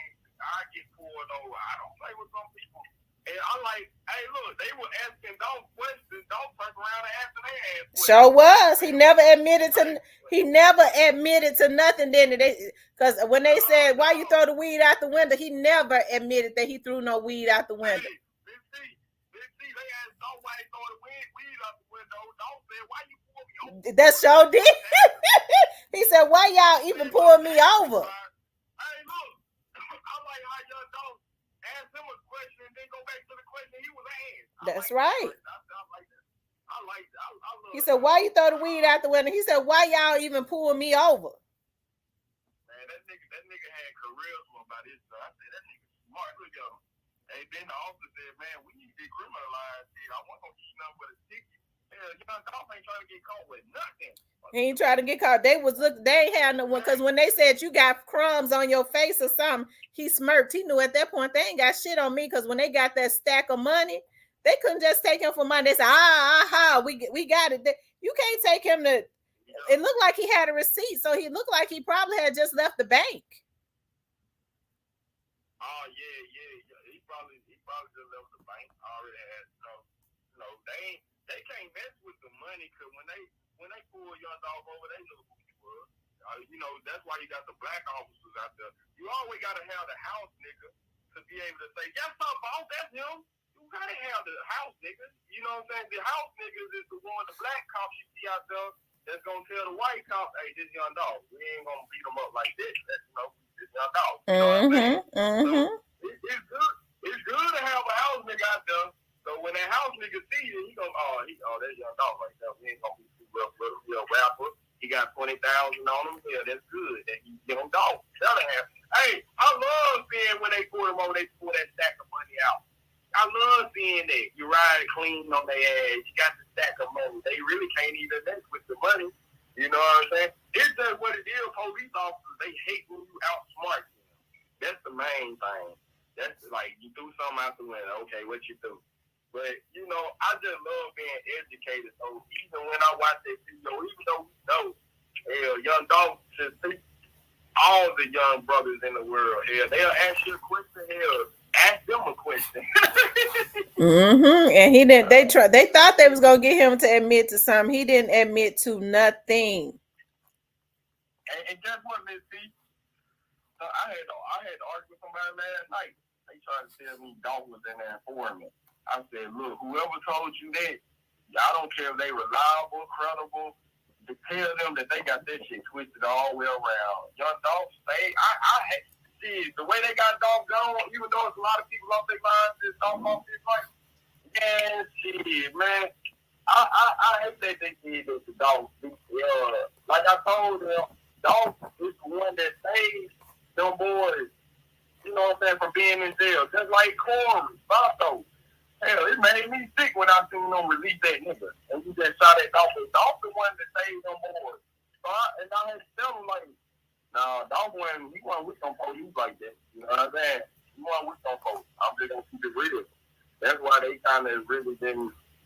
Dolph was, you know, he was all about this, you know, standing with the people, standing with all that police shit. Look, y'all, look, Cornelius came a long way, ain't he? Let's see Cornelius. Hold on. They said tell somebody get the Boosie corners. Listen, Cornelius came a long way. I'm telling you, from that 130. Woo! Oh my goodness, that nigga look like he got them all the honey buns. He look like hey, the way he wearing them glasses, man, see, he wearing them glasses like a young nigga. I mean, like an old person. Like he can't see. Hey, he in that jail teaching niggas now. You know, he's dead now. So, nigga, shut up. You killed your dog. Shut up. Hey, no, I ain't gonna lie. Oh, that nigga transformation is wicked. Man, that nigga, hey, I wouldn't even want to go to court like that. I don't play with them folks like that, Missy. When I gotta go in front of that judge, I'm finna be barbershop faded and clean as young dog cut. I'm gonna have that young dog cut on that ass. I ain't finna put that shit on my head going in there looking crazy. Them folks gonna, oh, he did.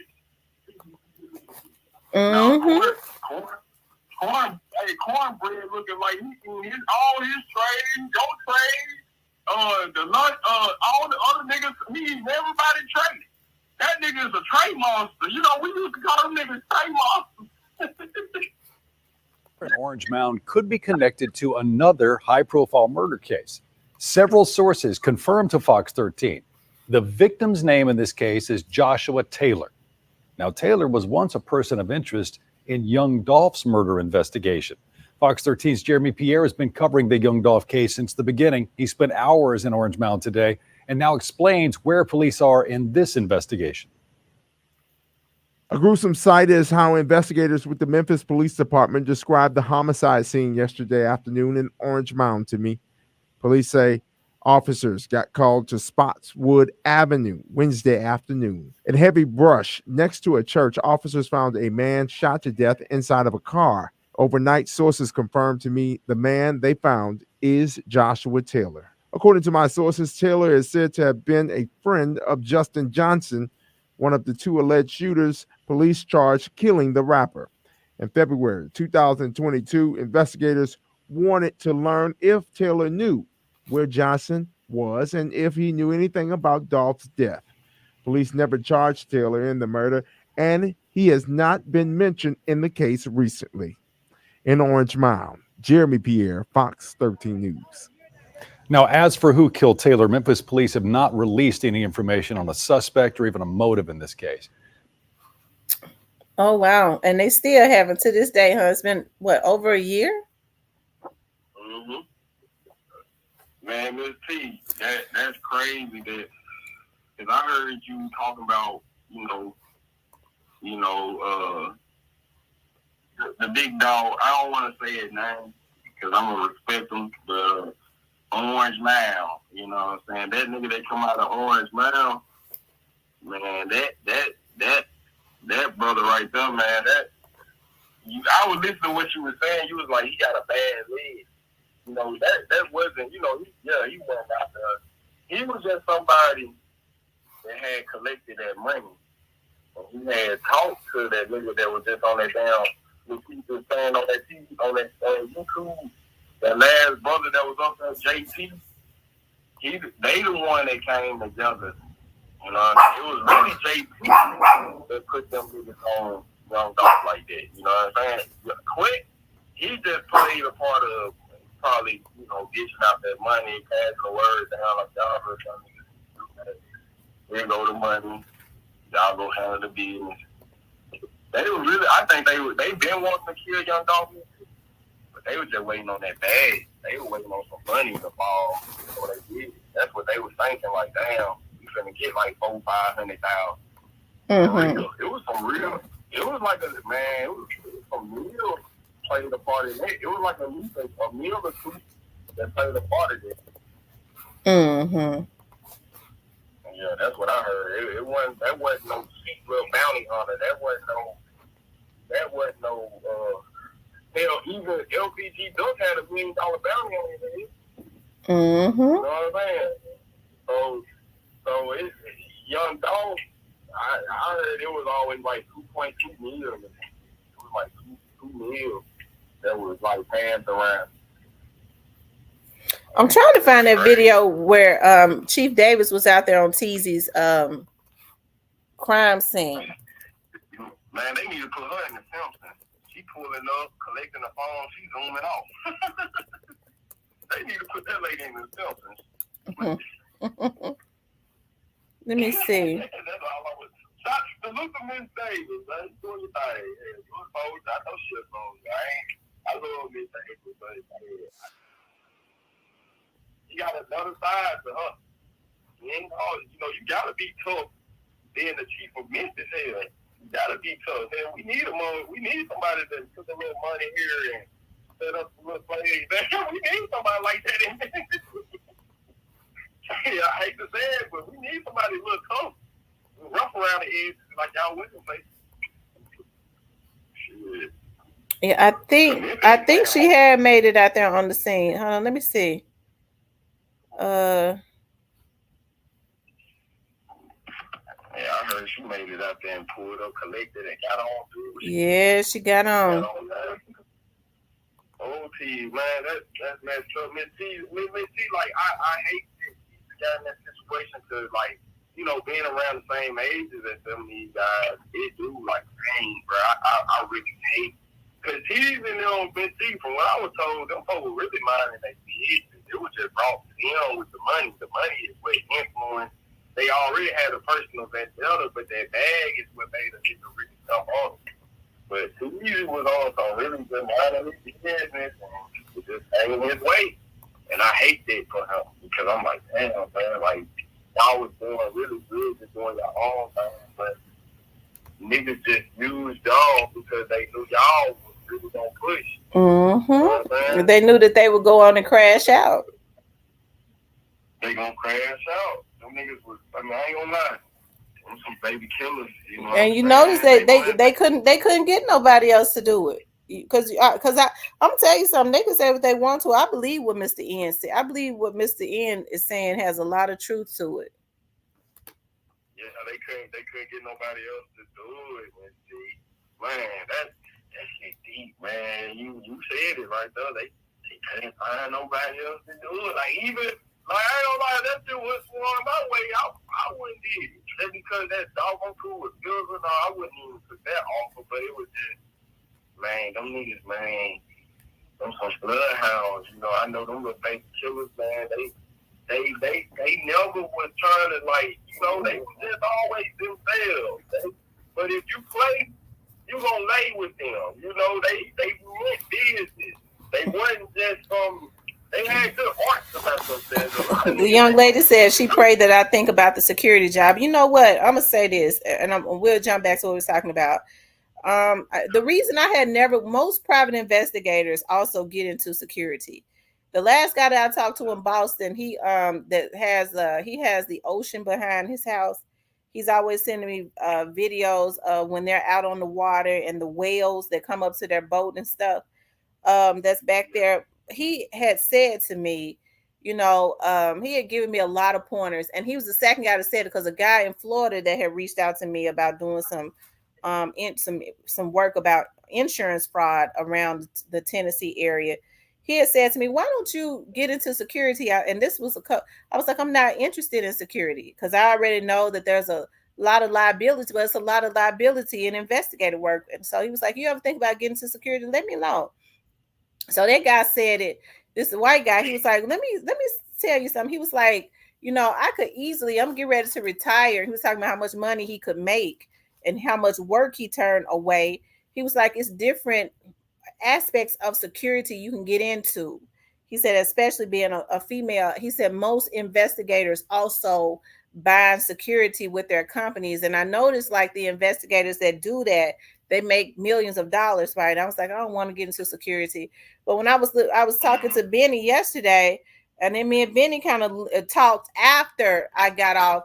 He was like, I really think you should look at that because you are a female. There are a lot, and I thought about that. I was like, there are a lot of different things that I can get into as far as security, and I could offer people jobs and things of that nature, more jobs, because when you start talking about getting your investigative license, it's kind of when people go and hey, they kind of put them through the ringer and they end up just not getting their investigative license. But with security, I think it'll be a lot easier, and especially now with a whole lot of stuff that's going on as it relates to African American women getting in more into stuff like that as far as the contract. So yeah, that is something that I am going to look more into. I just have to, I know the insurance is going to be off the chain, but I'm just going to make sure that I get my my security people intense training, because I do want to get into that.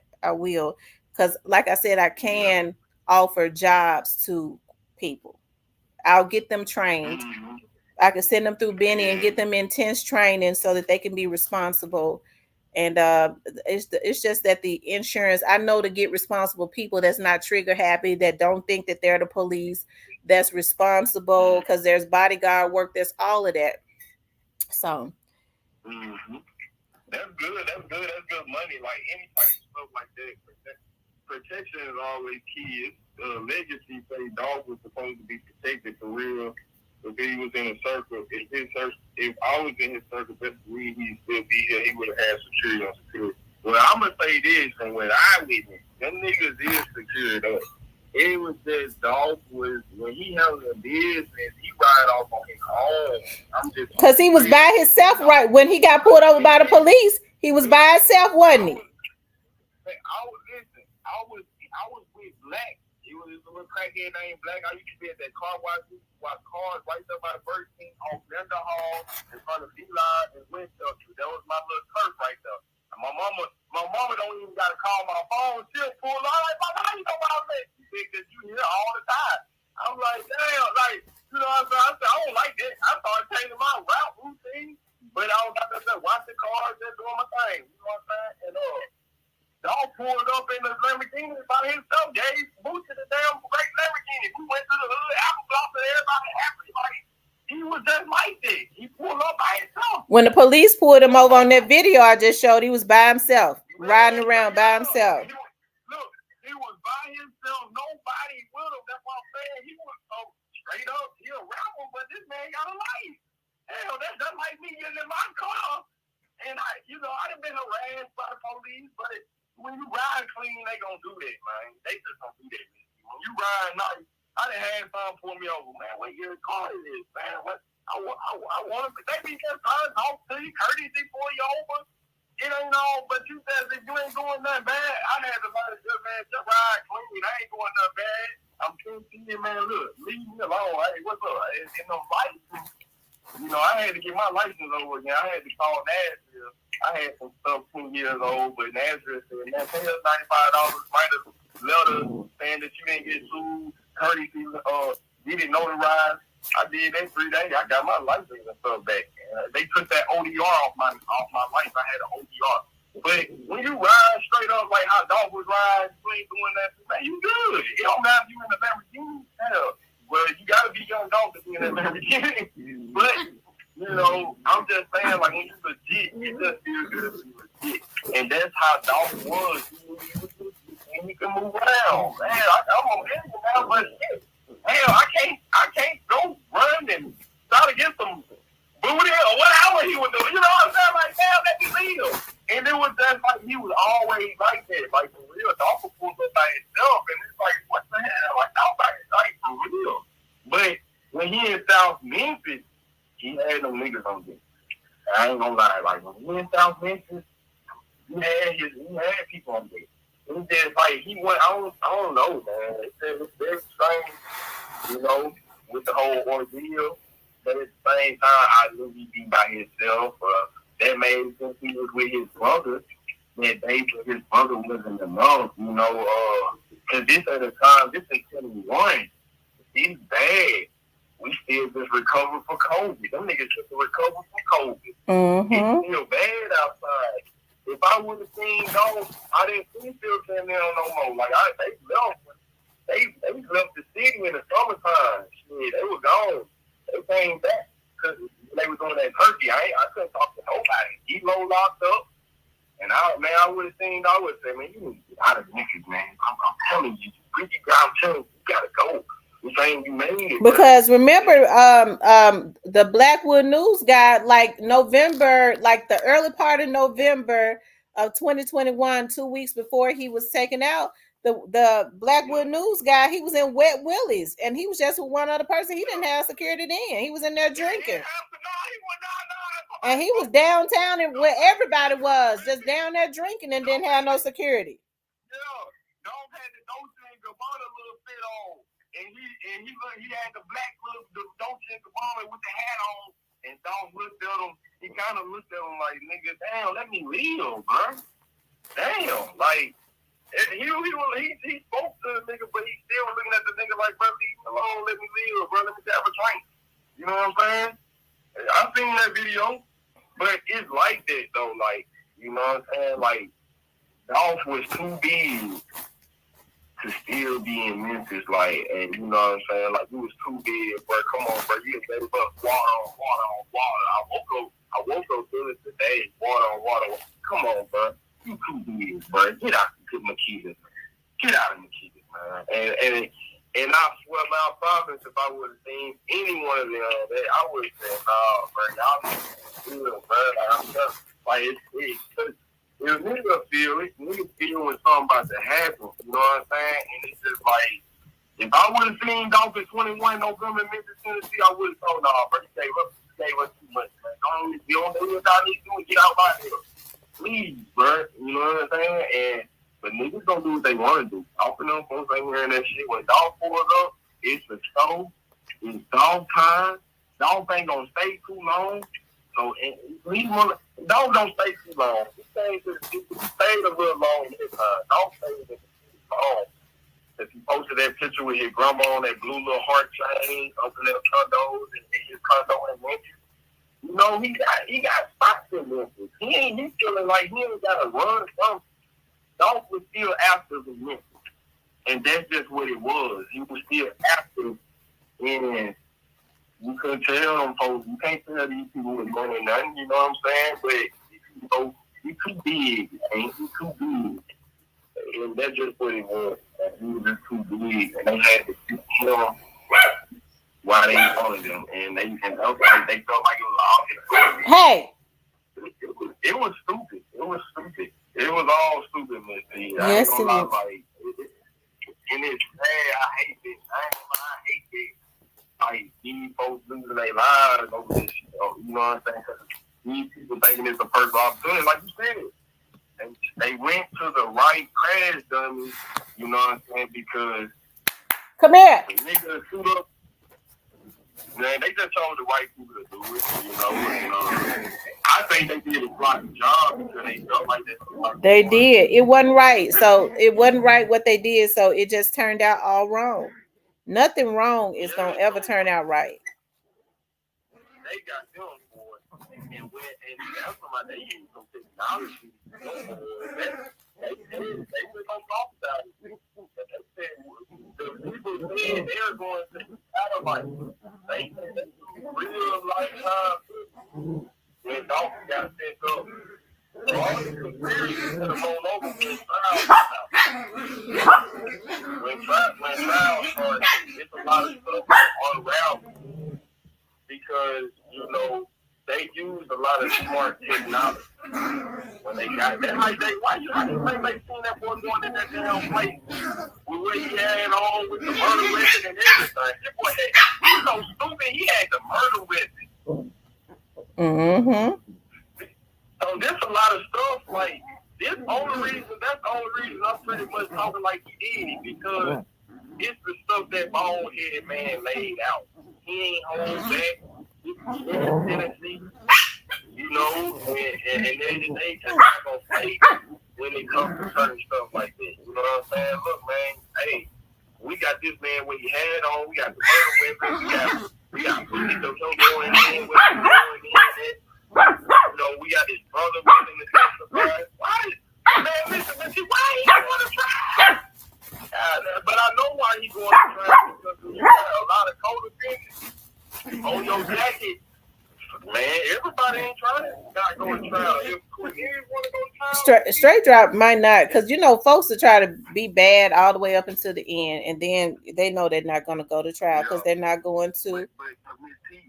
But Miss T, straight drop probably want to take a deal. But if Cornelius don't want to take a deal, if Govan don't want to take a deal, then they all got to go to trial. So it might not even be straight drop that's trying to take it to trial. It might be Govan scary and like, nah, I ain't. You know, all of them might say, nah, we ain't taking that.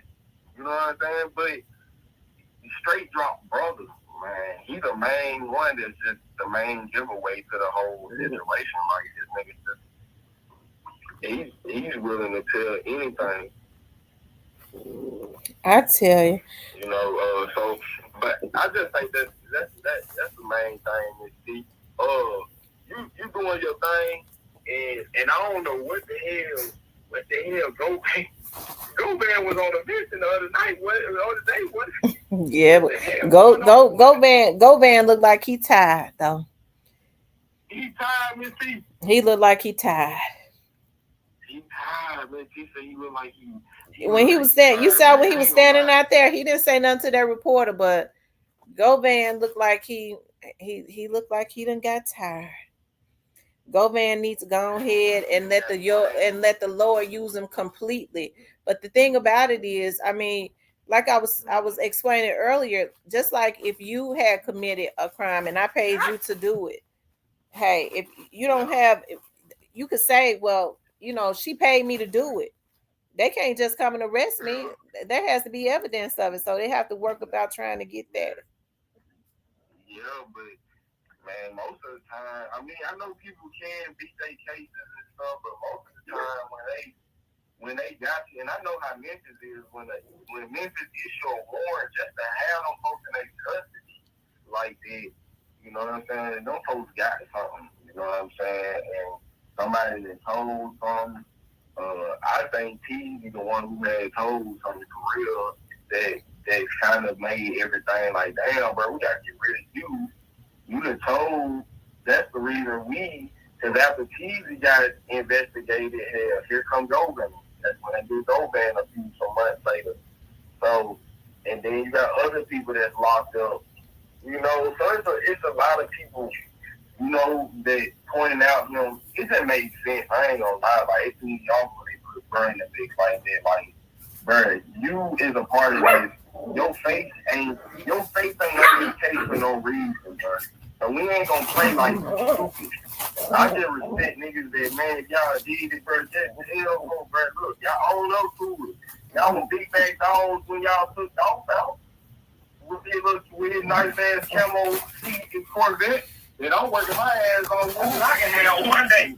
What you talking about? Mm-hmm. You know what I'm saying? That's just bad. You ain't finna sit here and act like, man, no, I respect if they said, man, hey, man, we did. You know what I'm saying? That's just what it is. Like, and take a look. Hey, you know why I respect them officers, man? They gave that officer that one of them officers that whooped Tyree Nichols.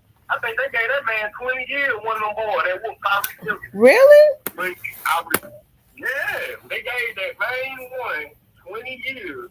Well, they should have. They should have, because what they did to that man was he should have got life. But hey, they didn't take long. You know, they didn't take long at all. You know why? Because those officers down the line was very remorseful. They ain't never been in trouble. They was probably apologetic, crying, boogers flying out their nose. You know what I'm saying? I'm talking about big boogers. I'm talking about snot. And so we don't go and give you 20 years. You do 10 and probably come home got to do 20. It's 100% now. So yeah, you do 20 years, you come home, you know, but they done already finished some of them guys. But what I'm saying is like, man, I don't know why people play with them things. If you know they got you, stop lying like they ain't got you, man. Stop taking stuff to trial. I know people that won, but they say they won, but they still did about 6 years. They were gone 3 to 6 years. You know, and they talking about they won. Man, look, man, forget all that. You know what I'm saying? We gotta change that stuff, man. And like that stuff, man. That young dog, that stuff was big. It's stuff big. It's big. It's very big, and it's personal with a lot of people. You know, there's just any type of city issue. You know, this, you know, it's all, everything gonna be personal when it comes to somebody like Dolph, Juke. You know, Juke had love people that love him, but right. You know, everybody got somebody that everybody got people that love them, you know. And so that's why this stuff is a tragedy. I was trying to say travesty, but it's a tragedy. Because when they kill somebody's loved one, they don't do it to just do it to them. They do it to their children and their mothers and stuff like that. You know, when these boys go out here and they get themselves in all of this trouble and stuff, they're not just doing this to themselves. They're doing it to their mothers and stuff who truly love them. They doing, because when you go, especially when you a backbone, man, you know how many people you probably would, I'm gonna just talk about small fry. You know how many people he probably was taking care of, you know what I'm saying, that he probably was helping out, you know, when they need a helping hand, a favor. The $400,000 is a lot of money. I don't care who you is. And you just some normal, you a normal citizen, but you ain't normal because you running things. But that's a lot of money for one man to have just sitting there like the cash money. That's a lot of money. So, you know, I just feel like just him as an example, you know, I know he was trying to take care of somebody, and you know, now he gone. You know, when you gone in jail, dead, man, you can't take care of your people. You know, that hurt a lot of people. That'll hurt mama. Hurt mama. Man, that'll hurt mama, man. Mama probably go to the upper room if that happens. You can't, man, I'm telling you. Right. Especially when they love you. You know, they love you, man, you put some people in the hospital. They falling out. Man, they crying days. Man, even your sister might be crying. Your brother, man, I'm just crying because I miss so-and-so. That's what made me be a better man. Like, man, I can't put my people through that. You know, I don't want to put my baby through this. You know, it ain't fair to them. They ain't had, you know, they ain't that selfish. They ain't even got those. I can't even do it in their life.